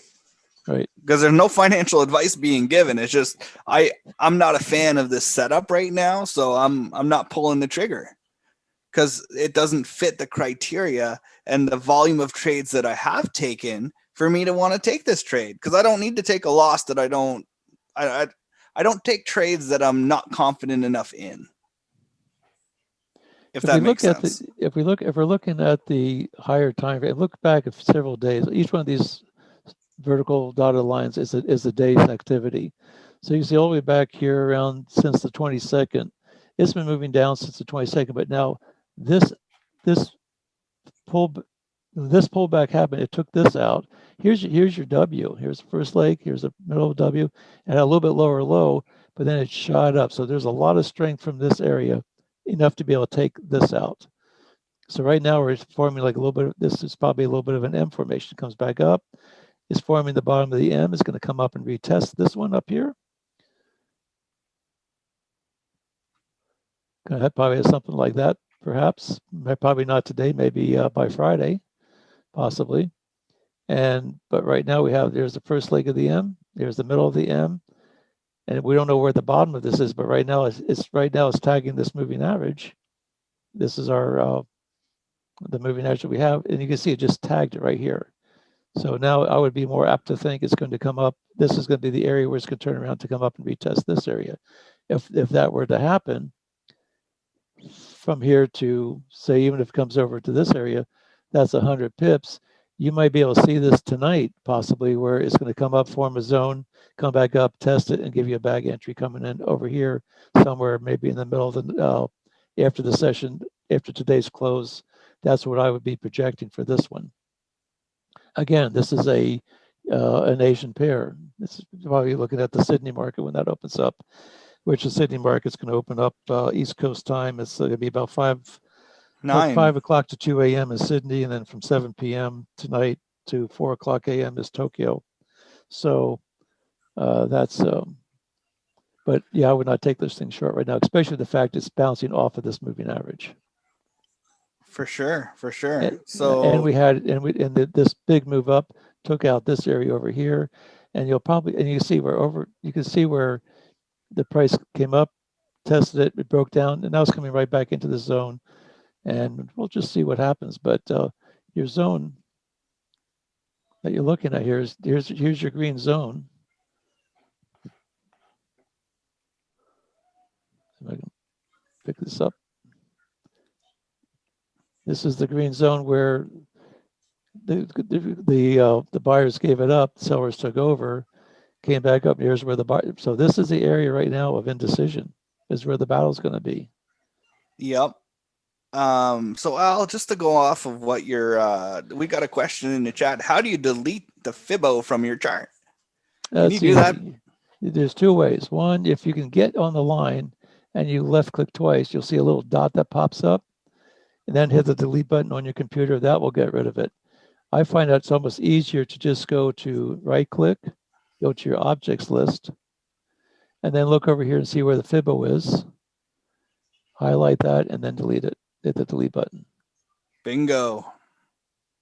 Any object that you draw, you can find in the objects list, and I find it easier just to go there and just find it in the objects list. Just keep in mind that these rectangles, these zones, are the rectangles primarily that you see on in the objects. All these rectangles, those are all part of the indicator. Did you do a pending order trade yet, Al? Did you? I did not. So okay. to do a pending order, there's a couple ways you can do it. If you right click, you can go to where it says trading, and you go to a new order. And then you get this window comes up. First off, make sure that the pair that you're on is the pair that's up here. Sometimes I have found that it sort of gets stuck, and you may have a different pair. So check your pair, check the amount of the trade you want to take.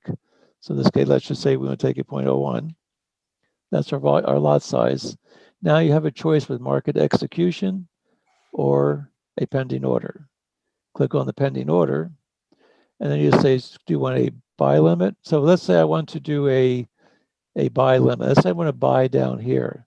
So I'm going to look and see where this price is. Let's say it's at say I want to buy at 168.29. Well, I'm going to put a buy limit because I want the price to come to me, and I don't want to buy it unless it's at limit price. So I go with a buy limit. I click on that, and you want to put in 1.6829. That's your limit, and you can put expiration in there. You say how long you want. You say you want to have that pending just until 4 o'clock tonight. You place the order, and it says invalid. Now, why does it say invalid? That's a good question. Let's see, pending order. Buy, pending order, buy limit, 168.29. Why would that be 168? Let's try another number here. All right, Al. I do have to let go for now, but I just wanted to. You guys are still continuing, so it's all good. We're gonna go until about 12, right, Al? Yeah, we'll go to about 12 o'clock. We may cut off early, depending on what happens. For sure. So I'm gonna let go. Thank you so much, Charles, Eva, Monique, Coach Mo, for being on the panel and bringing so much value today. This was like next level. If I had this 4 years ago, man, there's no telling where we would be today. But Thank you so much. And Al, you got the rest of this, okay, my friend? Okay, I got it. And I'm gonna help. I guess someone else to take his place here as a co-host. So the reason why it wasn't taken. Okay, back to this pending order thing. The reason why it wasn't taken is I had that expiration date in there. So let me just go in. So here's the order down below. And I'm just going to come over here. I'm going to delete it. I'm going to go through this again. So I'm just going to hit on that little X and the order goes away. So I'm going to do another pending order again. So I'm going to right click, go to trading, go to new orders. The window comes up. Make sure the currency that you're trying to trade is correct. If you do this drop down, you can have a whole list of them, but just make sure you got the right one up there. It should default to the chart that you're on, but it doesn't always do that. So make sure you double check that. You want to put in your value that you want, the lot size. And then you want to go to not market. If you do market execution, that means you can get whatever the price it has at the time. So you're going to go to pending order. I didn't have, when I had that click, that's why it was invalid. Probably the time's wrong. So I rarely ever use that. In fact, I don't think I ever used it, to be honest with you. So buy limit. So that means if you want to buy down here, you have a buy limit. If let's say you want to do, let's say you want it to come down, and let's just say when it comes back up, you want to be able to get in on the upside of this thing. Then you would have a buy stop.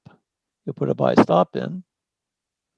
And then what you say is, okay, if it comes down and if it comes back up, say on the other side of this moving average, I want to get in, say at this, say I want to get in at 169.78. I'll go with a buy stop at 1.6978. And I'm going to place the order.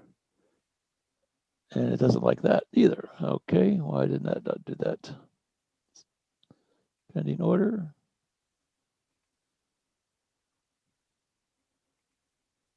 Buy stop. The buy stop is 160. Oh, 169. I had 160. I typed it wrong. 1.6978.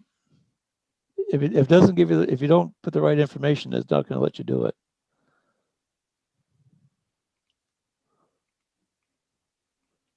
$1.6978. Doesn't like that either. Anybody say anything I'm doing wrong?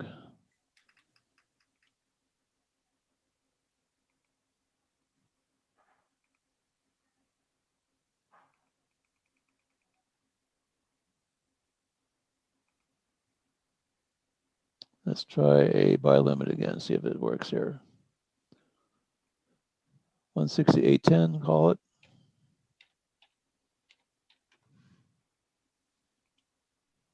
Let me just try this all over again here. Trading, new order, pending.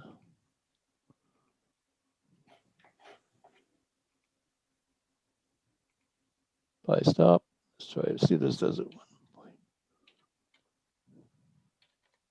There it goes. Just, I'm not sure why I didn't do it. As long as that's blue, then 169.78 for buy stop. That means I want to buy when it comes back up to this area. Place the order, and it should take the trade. There it is. So right now, if it comes back, it can go down as far as it wants. You could keep moving this buy stop, and then as soon as it comes back up and hits that price to go long, that way you can sort of like catch it on the momentum up. And that's how that works. Come back down and below here and X out. Hopefully that answers your question.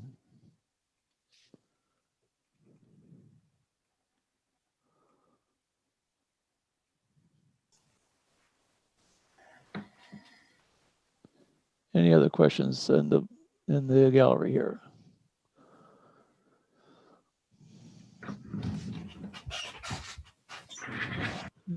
Do we use strategy 6 counter trend 7 a.m. Dallas time on your bags? I haven't really used the I haven't gone through all, well, I have gone through all the strategies. I haven't practiced a lot of them. The one I usually don't do is the one for the when the money zone the overnight session at 1 o'clock in the morning, when the money zone open, there's a strategy that when it hits the money zone by a certain range, that it'll take the trade. I haven't done that one yet because I'm usually not up at that time of the day. I will be practicing more and more of those strategies as I become more familiar with them. There again, even I have to go through those different videos that he has just to make sure I have it real clear in my mind before I start doing it.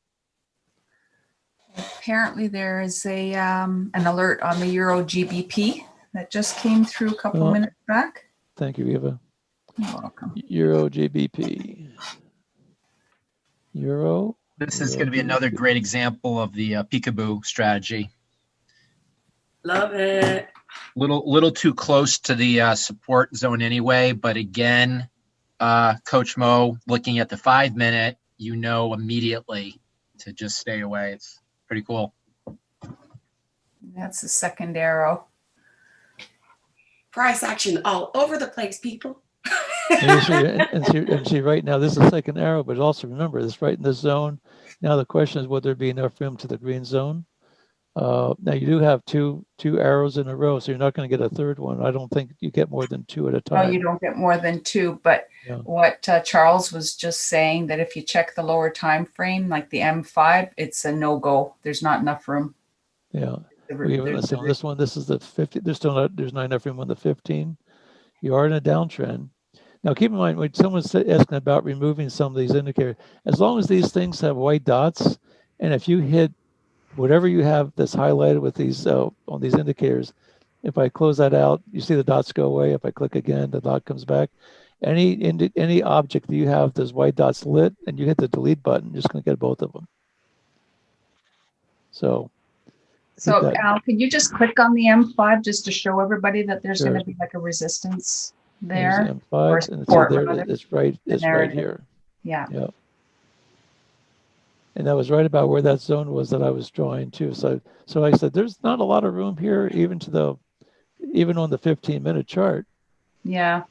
You don't have enough room to this zone here. So your crosshairs come over here, just measure it. Here's where the arrow was, and you've got 14 pips. That's not saying it wouldn't go and keep on going, but that's what right now. That's the strategy. You are in a downtrend. This one right now, this one would have been okay, but I think we did have we had those trend lines coming up here. I don't think we had a zone. I don't remember having a zone there. Nicholas, what if it breaks support on the lower time frame? On the lower time frame, Nicholas, once it breaks that support, then the one you see on the 15 right now will still be there. And it's not enough room from where it is right now, let alone when it gets lower. Yeah. See right now, yeah. Right now, let's say it did break this, and let's say you wanted to go and take this trade. And I'm not advocating to do so because I'm not taking it. But if let's say you decide you were going to take this because let's say you want to say, oh, I still think there's enough downside, and I'm going to get 15 pips, and maybe it'll break through this, and then where's the next zone? Well, right now, when you look on the 15-minute chart, we don't have another zone down here. But if we go to a higher time frame, if we go to say our 30-minute, we'll see if this zone breaks, where's the next target? Well, right now we don't see anything over here. But if I go to a higher time frame, we still don't see anything. So we know that right now we know this is at least a good 30-minute zone because it shows up on the 30-minute chart. Right now, if this thing breaks, I don't see anything over here. We have to go to the next higher time frame, go to the 1 hour. And just keep on going until on the 1 hour, there's still nothing here. So that means right now, if you were to be looking at taking this thing short, you could be taking, right now, here's 20, there's 30, 40. Right now, for another 40 pips, you don't see anything. But what if we go to a next higher, and just keep going higher until you get a zone popping up somewhere. Okay, Robert. In answer to your question, will limit order save on fees versus market order? No, it will not save you on fees, but it will make your entry more precise. Market order, when you click on that, it will get in wherever there is an opening for you to get in. It doesn't guarantee it's going to get you in at the price that you clicked it. However, if you do a limit order, it's as soon as price reaches that price point that you put into your order is where it will fill you. If it can. If it can't, it won't. Does that make sense? Well, this thing has a lot of room to the downside here. If, basically, I had to go all the way to a daily chart to be able to find this zone. And so if we scrunch, you can see that this zone is formed off of this up move. And so right now, there's not a whole lot. I mean, you have some red candles right here. See if I can spread that out a little bit. So all the way back to April 9th, it has not hit the level, this level down here since April of basically since about the time the COVID thing hit. So this could possibly be the target that this down move is headed for. If you were looking at taking this, you have to be planning on using it for a long-term swing type of trade, and you probably wouldn't have your stop somewhere up in here. But we have this zone marked out. I already have the bars here, so that's really where your next target would be if you wanted to try and take that. If you're a swing time trader, you may want to take that trade.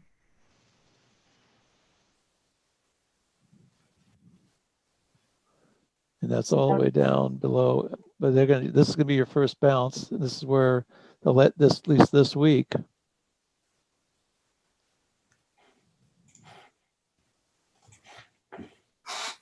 It hit this level yesterday, but it's been on a strong down move. It made a new low right here, but this could be a little bit of a. It could be starting to. This could be if it breaks this, it's got a lot further way to go. But I don't know. I'm not much of a swing trader. I'm usually more of a day type person. Actually, here's a question for you, Al, from Carrie regarding using the fib. Can the fib be marked up on the 1 hour chart if you're going to be using, if you're going to be trading the 15-minute? Sure. Yeah, you can do that. In fact, a lot of times I'll do that. I'll put it on a higher. The Fibonacci retracement or extension tool should really be used on higher time frames, not so much the lower time frames. So I think anything 15-minute chart, I say, which should be the lowest I would use it on. Better, I mean, use the higher the better. But then then you have to be looking at more price action if you're going to be looking at a different time frame. But yeah, I think I'll oftentimes use a 1 hour chart to mark my Fibonacci because those are stronger zones. Like right here, this is a strong zone. This is a strong retracement. If we did the Fibonacci from here, this is actually a down move right here. So here's the move. Here's the retracement. Then it comes back to retest where the low was. So if I were to draw it on this, I'm on a 1 hour chart right now.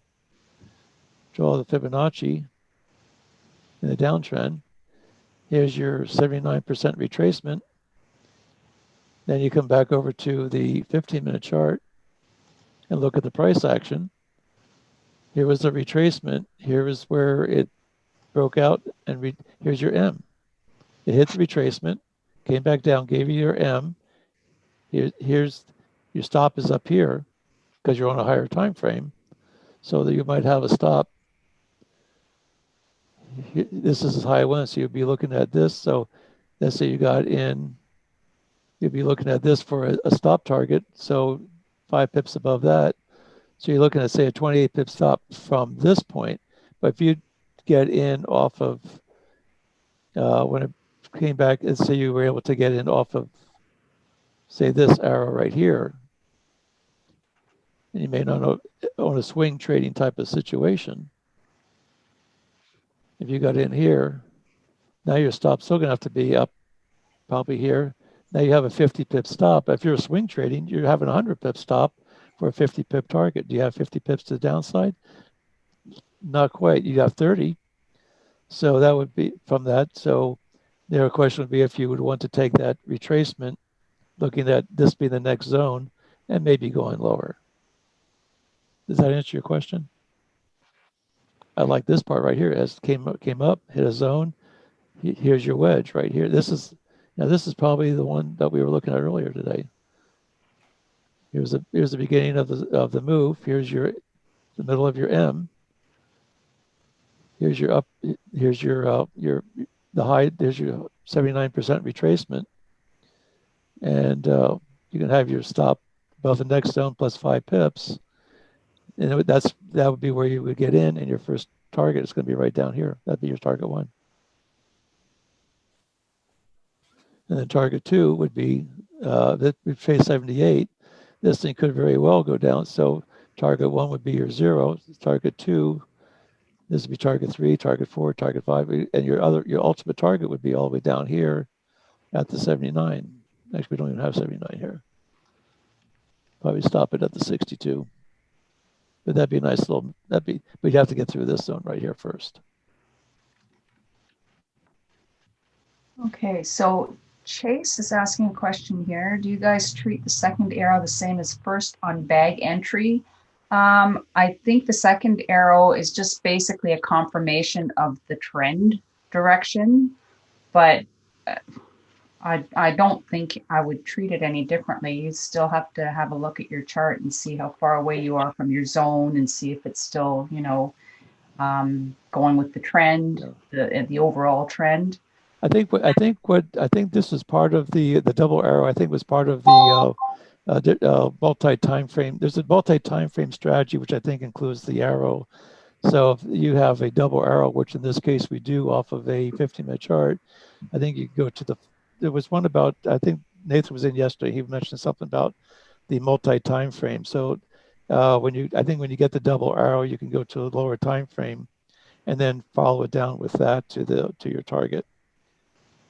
There is a 2-arrow strategy in the back office. I would go over that to answer that question. Oh, can I chime in?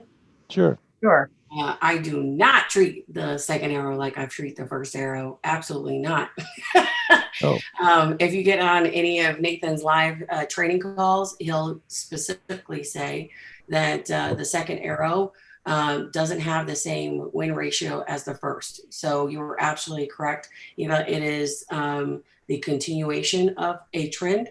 But I will caution you guys on that. If you are late getting in a trend, just stay out.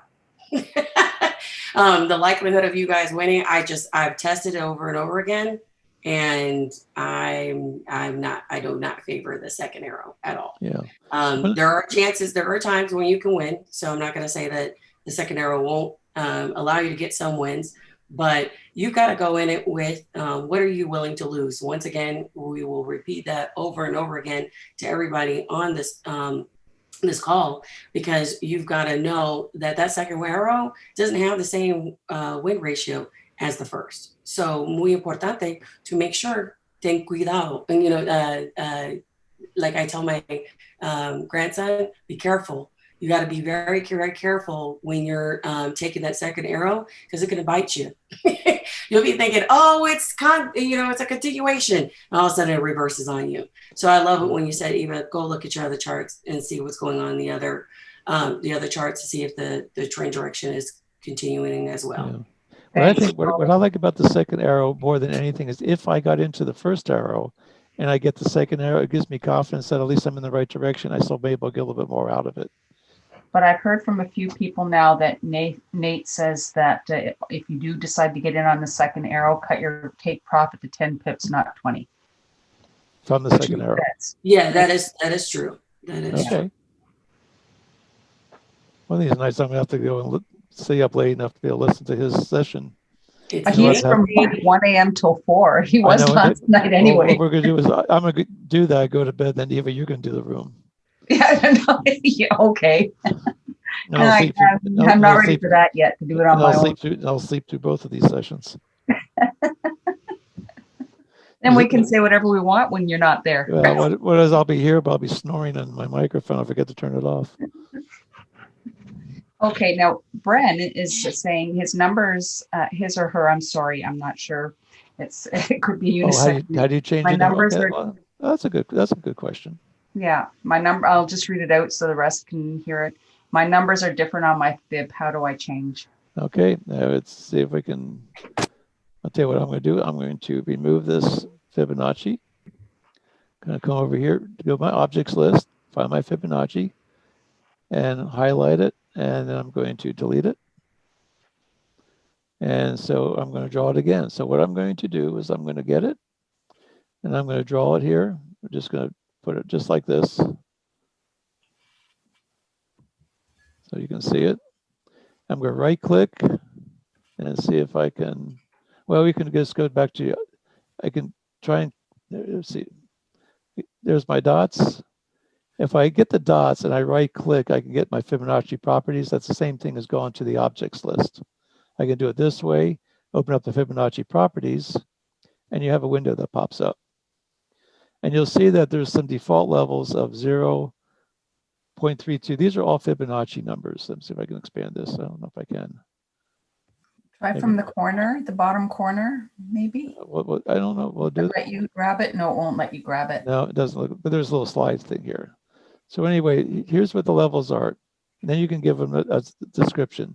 So here's the 0, and it just kind of defaults to 0.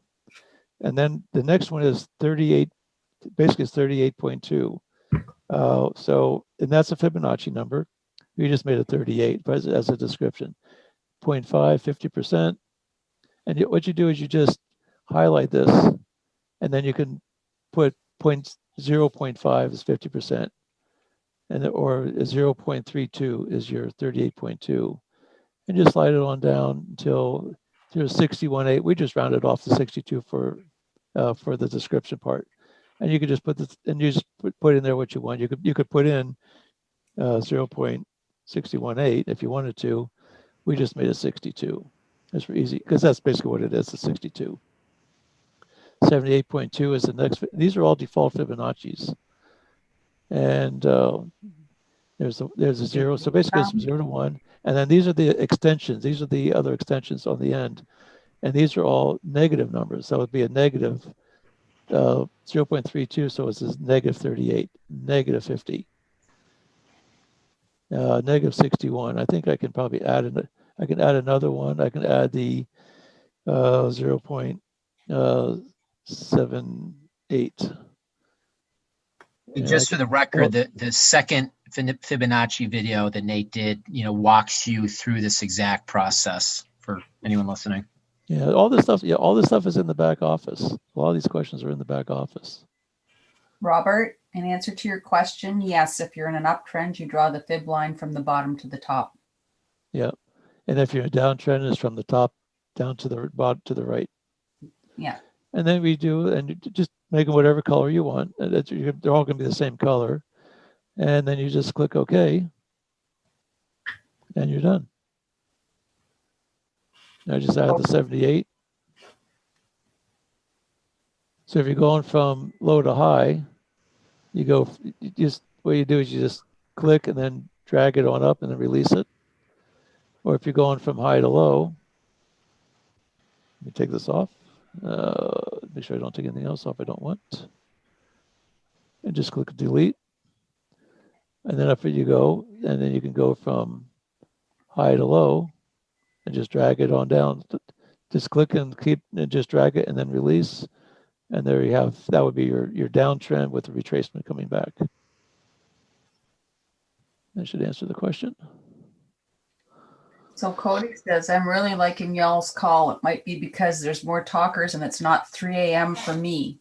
Well, we like that too. It would be 3 a.m. for us as well. We wouldn't be near as lively. Yeah, in fact, a lot of people on Nathan's call are probably sleeping. No doubt. Ian is asking, is there a fib on the US CAD right now? I'm not. I think I had one on the US CAD. I think I was looking at that one. It looks like I have one on there. Yep. So I drew the fib from. I started from the. This is where the last breach of the moving average, and this is I consider here's where the zone is. So I just take it from the low of the last zone to the high of the next zone.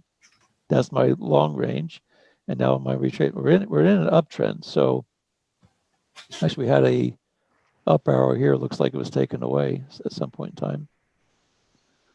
Here's our next green arrow, green trend. We're in an uptrend. We have 3 green, 1 red. So we're in an uptrend. So this, to me, this is the pullback of the uptrend. And so when you get these pullbacks like this, you can, there's a couple thoughts. One, if it's a strong uptrend, it should at least break the 0 line and go up higher. If this is a reversal, it's going to come down, and it's going to come up, and it's going to retest this zone. And like you see, even like here's a leg up, here's the M, here's the next leg, which is lower than this one. Here's where the trend is. And so I would be looking at this retracement from here to here. You can see where it's a little bit lower. Here's the M. Here's the bottom of the M, first leg of the M, middle of the M. Second leg's a little bit shorter. Now we're coming back down. Now here is this is basically forming a bigger M. Now we don't know if it's going, now if it comes, now we have a trend line. And actually, if you look at this M here, you can look at a trend line. From here, here's the middle of the M. There's your wedge. Here's the break. Now the fact that this thing broke, you may want to be cautious about looking for a strong retracement. Now, what I would be looking at from this one, when this gets done and retraces, I'd be looking at either it's going to retrace and retest this wedge here, or retrace the trend line, and then may come back down further. So this may not be, if this uptrend is coming to an end and reversing, you may not get quite the pullback. This is the first break. I would expect another retest. So the trend line from this area where the green zone is to now, right now, we don't know if this thing is done coming down yet. I do think that the fact is that a 61%, 62% retracement of this move, there's a very good chance that this bounce is going to hold. This would be your anchor. This is your first hit. Now we'll see if it comes back up and retests something up here to come down and retest this. If it comes back and retests it, it could come on up. This thing could be going sideways inside this range for another till the end of the week.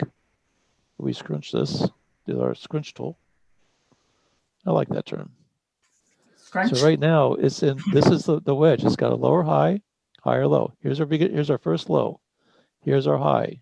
This is our range. This is the playground it's playing in right now, and we have a hit. The hit came right around the 60% retracement. They found some buyers. Some buyers came in. Now the question is this going to break and go lower to retest this? And we don't know that. That's why you want to make sure you get. I'd like to see a pullback above this candle, back close up into this area. Maybe give me a green arrow, or look at this. If this area right here holds, you'll probably get a green zone develop. If it bounces arrow, then you have to go up to here again, and then you would have a nice little trade. But right now, so if we get a bounce, if we get a arrow and a go, you've got 40 pips. That would be a good, and you're in the uptrend. I think the safer bet would be to wait for you to get a zone, a bounce, arrow, and a go for this next pullback. Joe's saying there's already a green zone on the M5. Well, okay, so if we're on the M5, this could possibly give us an earlier entry. If we get an arrow, that would give us the opportunity to, that might be where this bounce is coming from. It's now identified this as a bounce point. And if we get right now, I'd think if we got an arrow to go, that'd be a good time to get into this trade long. If it doesn't, it's just going to keep on maintaining this area down here. So I've got a question for you, Al, on the Q&A. Okay. It's from Chase. Chase, we're going steady today, it seems. Well, that's good. So what Chase is saying, since he sees that we're doing a number of pairs, we're monitoring a number of pairs. So it's okay to trade pairs during this session, the New York session, even when neither currency is in the US time zone, like the euro yen or the pound kiwi, as long as it's a good bag entry. One thing I would say is, yeah, I guess it's fine to do that. But would you say, Al, that the movement might be a little bit slower if the markets for those currencies aren't open, or would it really make much of a difference? I think it makes a difference. To what degree that difference is, I don't have enough experience trading a lot of these pairs are kind of new to me. Many of these pairs I never traded before until bags came out. So I don't really know what their price action is like at certain times of the day. I think if you go back, I think the thing to do would be go back and look at that pair and see where the biggest price action is and see what time of day you're getting that. If you're finding out that if it's like, for instance, like the one we're talking about was a British New Zealand, I guess we were talking about, see what time that pair trades is the most volatile, and see how consistent that is go back a few months and see if you can find any consistency of the range of the pair's movement over what time of day. Yeah, that's probably the best way I could. That's one of those things where you collect data on it and to find out. I haven't done the data, so I really can't say. I think the difference is that you might be in it longer if there's not volatility, but there's absolutely nothing wrong with it. Yeah, in my exactly eyes, right. Anyway. Yeah, correct me if I'm wrong, somebody. Yeah, and I agree with that. There's nothing wrong with taking them. It's as long as you follow. But the developer initially, before we started getting into more of these other pairs, he would only trade the money zone with about 8 pairs, and mostly the British and Euro pairs. That's pretty much all he ever traded. And that's one reason why he's getting up at 1 o'clock, or he's up at 1 o'clock in the morning until 4 in the morning. That's where he's doing most of his trades during that time frame, because that's the time frame with the British and Euro pairs that he had the most success. And you'll look at his charts in his earlier videos. He only had, I think, 8 or 10 pairs that he ever looked at. Yeah, it wasn't since he got involved with Auvoria Prime and we started trading like this that he's since was trading around the clock for people around the world. Was it that he really started looking at these other time frames? So to answer your question, I'm not sure there's actually any accumulated data to answer that question. But bottom line is that if you're in a time frame where there's very little movement, your stop and target should still be well within the range until it hits that prime area where the pair starts showing its volatility. You just may have to wait a little bit longer. Yeah.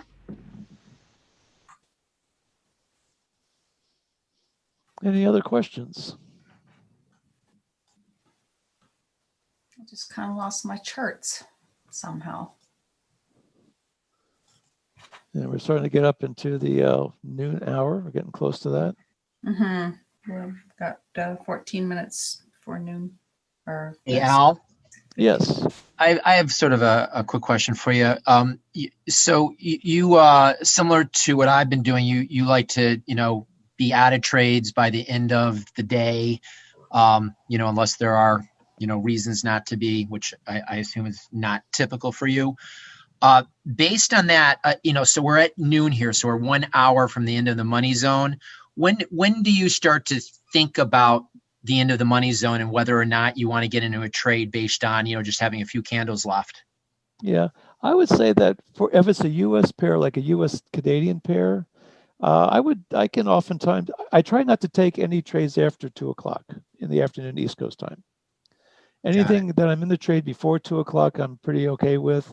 I try to be out of it before the market closes at 4 o'clock, or at least when the swap fee, when every day the brokers will readjust their books, and they actually, even though the Forex is a 24-hour, pretty much 5-day-a-week market, at 5 o'clock they close you'll see that the trades will stop, and that's where you'll get hit with the swap fees. Now, sometimes the swap, depending on the pair and the direction, the swap may work in your favor as well as, but also can work against you. For example, the Euro-US, if you're in a sell position, you may get a positive swap, which means they actually put money in. But if you're in a buy position, they take money out, and they always take more out than what they put in. So, but I've also seen where at the end of the day, they'll increase the spreads. So what you would normally see as a 2-pip spread, if you ever watch, just go watch it sometime and watch what the spread happens when they reopen it.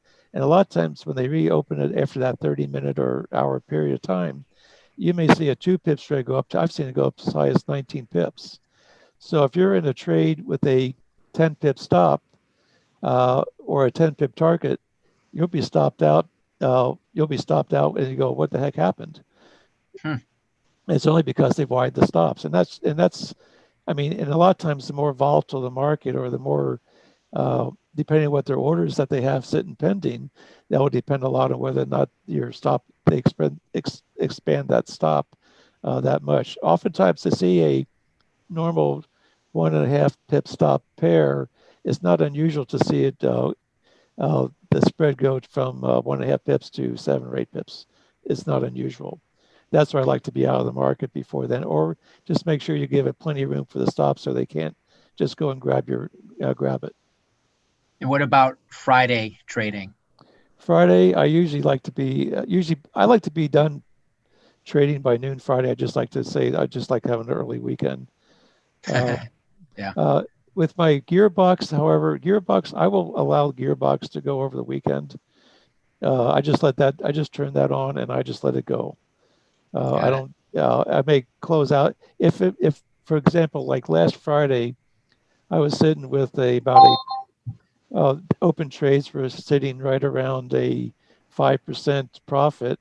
I just closed them out on Friday and I start the week fresh with a whole new series of trades. So if I can close out Friday with a profit, I'll just close it out and then I'll just start fresh again Sunday. If I'm in a drawdown over the weekend, I'll usually hold it over the weekend. Thanks. But my manual trading, I'm generally out and out of everything by Friday usually. I rarely hold pairs over the weekend on manual trading. Al? Good questions. Yeah. Can we please have a look at the gold 5-minute? Sure. It's a short. I actually did do that while you were answering CB. Okay. Gold short 5-minute. 5-minute. That is the time frame we trade gold. And look at this one. 5-minute. So it is overall a downtrend, but if you look on the 1-minute, there's a resistance zone right in front of price. Yeah, this is a good one for the peekaboos. Right now I'm zoned all the way out here. I have 2 red, 2 green. So now the question is, do we have 50 pips in the between this zone and this zone? There's another small zone. Well, there's about, looks like what, 20, from 860 to, that's about 20, it's about a $20 move. There's plenty of room there from what I can see. But if you go to your M1, you'll see what I'm talking about. And we'll see M1. Boom, there's a zone here. It looks like it did break through that now. It hasn't gone away yet. Looks like this could be a possible, this is an interesting one. Let's see where the 5-minute, let's put the, let's see, where was it? Why am I not getting the gold? You're on gold. No, I'm looking at my alerts. Okay, 1852.71. Let's put this up. So object list, open trade, 1852.71 is where the entry was. And you know what?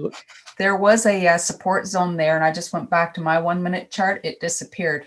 52 and minus 5, so 1852 minus 5 would be 1847. Call it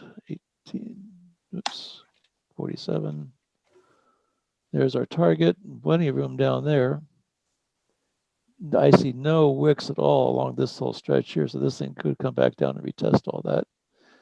And the stop would be, we're looking at 1862.71. So we're going to put 1862.71.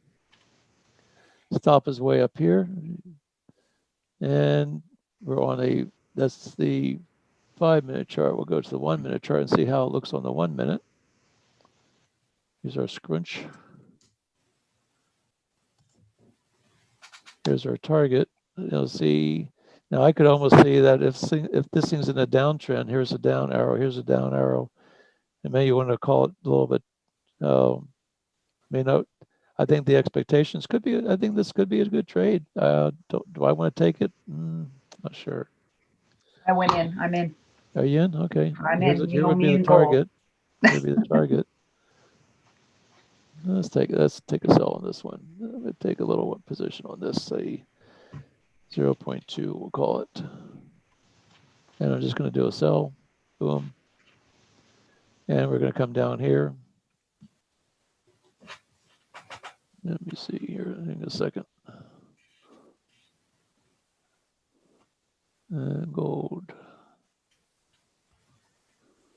Okay, so we're going to go to modify. Again, we're going to use, our stop is going to be at 1862.71. 1862.71. And our target is going to be 1847. So how many pips are you trying to catch with gold here? I go for a $5 move. Yep. $5 move, $10 stop. There's our trade, so it should be all set. It should be somewhere close in here. There it is. It's right there. Make sure I'm right here because it should be, there we go. That's, move this back up here a little bit. And we're off to the races. It's moving fast. Yes, it is. This one doesn't. I like it. Again, this one doesn't take prisoners. This one doesn't take any prisoners. It loves me gold. Yeah. Eva, I believe you have a love-hate relationship sometimes. Well, usually with the yen and sometimes with gold. Yes, you're right. But, you know, as long as I'm sitting right on top of it, I'm okay. Yeah. So I'm going to go back to the 5-minute chart on this because I don't like investing in emotional inventory watching this thing. Yeah, it can be a little bit tough. But there is another question for you from Nicholas. Yes. He wants to know if you use variable. I do use variable. I've had good luck with variable, but you have to be very careful with variable. And actually, variable is actually I can show you. This is the variable that I've been doing a demo trading with this one. These are all the pairs that Dasan uses.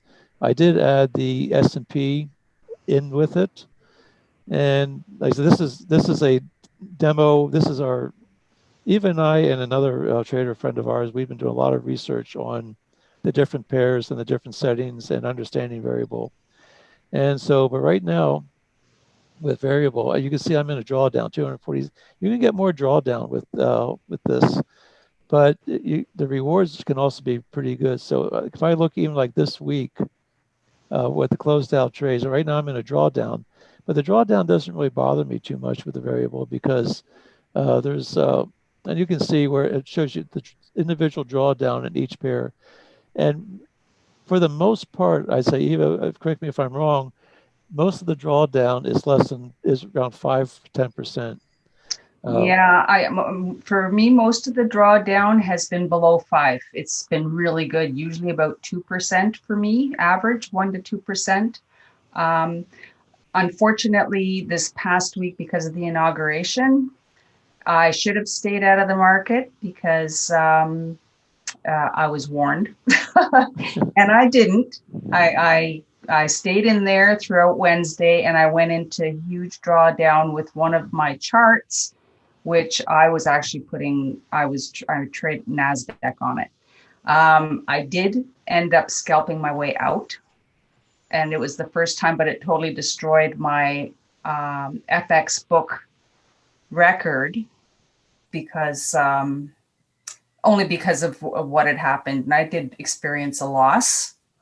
It wasn't as huge as it could have been, but that was all my fault. First of all, you're not supposed to be trading indices on it. Excuse me, Eva, just to let you know that I just got my target with the gold trade, just so you know. I didn't mean to interrupt you there. Yeah, so did I. I got my 50 right away. Well, just closed it out. Yeah. Yep. So, but anyways, I found I've been running it since October, And I found it to be, I love it. I love variable. I really do. And you just have to, like Al says, just keep your eye on it. Just be conservative, not even keep your eye on it. Be conservative and tune into Dasan because I think he has Fridays, he has a session on it. He's the developer. And I think there might be one more during the week. I'm not exactly sure. Yeah, I think they all have 2 sessions a week. Yeah, I believe. Yeah, and as long as you're tuned into him, I like it much better than I ever liked Einstein. Let's put it that way. Yeah. I feel like I have more control over the settings, and I don't have to play with the settings, which is an awesome thing. Yeah, but you can even see, like, you can see this was the weekly take profit already this week. So you can see that's pretty comfortable. And if you look and see what my drawdown is, you can see, like, right now, if I were to close everything out, I'd still be profitable. Although this is normal.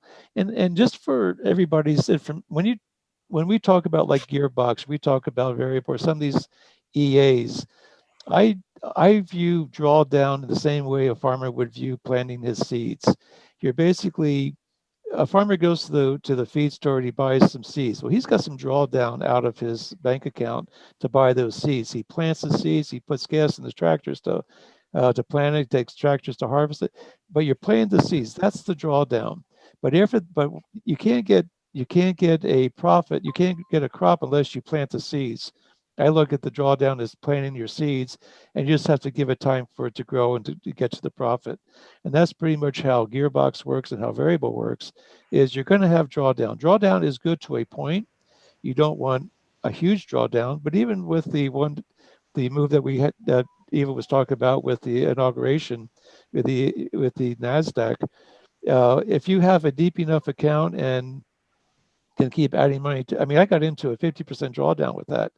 And it basically stopped me out at 50% drawdown, but it was still money that I was willing to lose. But had I just put more money into it and let it do its thing, I would have been back to profitable. And then all those trades that I would have lost get snap back, and they will normally snap back. It's just a matter of how much drawdown are you willing to have. Now, we were warned not to trade during that time, and we thought, well, we did it anyway. Smarty pants. Yeah, and we did it anyway. Well, it was a calculated risk. I mean, it could have, when that move happened, we could have been on the upside of that as well as the downside of it. So It was a calculated risk. But the point of the matter is, expect drawdown. I like variable and I like Gearbox because normally the drawdown is minimal, and I say anything less than 10% drawdown I find to be is more than comfortable to me, because most of the time this stuff will snap back and get you profitable again.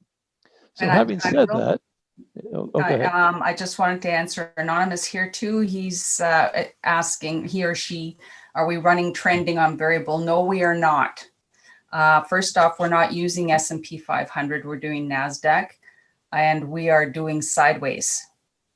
This variable was actually developed as a sideways, to keep it on the sideways. It didn't even have a trending option until some of the beta testers asked the developer if he could put it in there.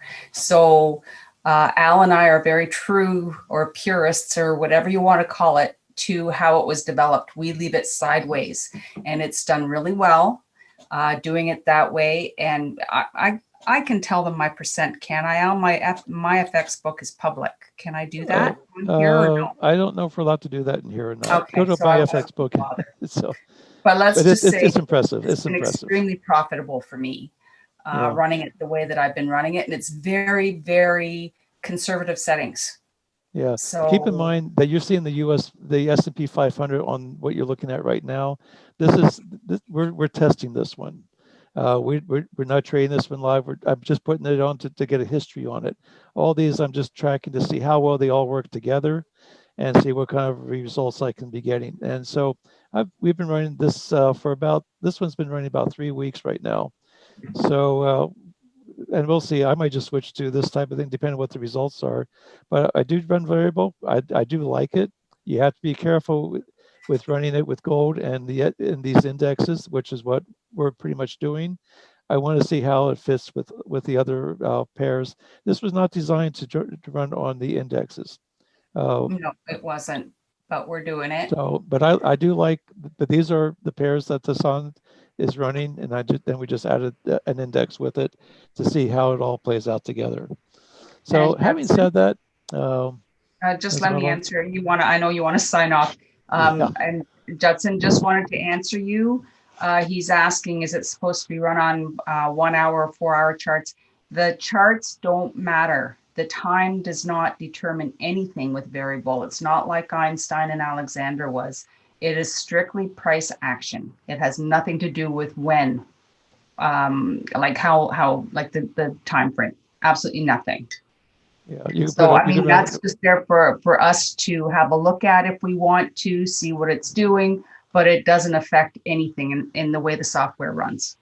Exactly. So, okay, so having said that, we are at the noon hour, and it's time to take a lunch break. And thank you, everybody. Thanks so much for coming in. I appreciate your participation and your questions. We hope you were able to make us a little bit of money today. This session, it only goes Monday or Tuesday, Wednesday, Thursday, so there will not be a 9 o'clock session tomorrow. Although I welcome you to join us at the 7:30 session. Hawkeye does theirs. We do it, the Hawkeye session 7:30 to 9. If it goes a little bit longer tomorrow, it's possible we might, depending on if anybody's trying to get into the room after us. But we're Hawkeye's here every Monday through Friday, 7:30 to 9. And then Tuesday, Wednesday, Thursday, we have the Dante session. We're just filling in for Dante this week since he's been out of town. But come back, welcome, and happy trading, and stay green. Talk to everybody later. Thanks, everybody. Thanks, Charles. Thanks, Mel.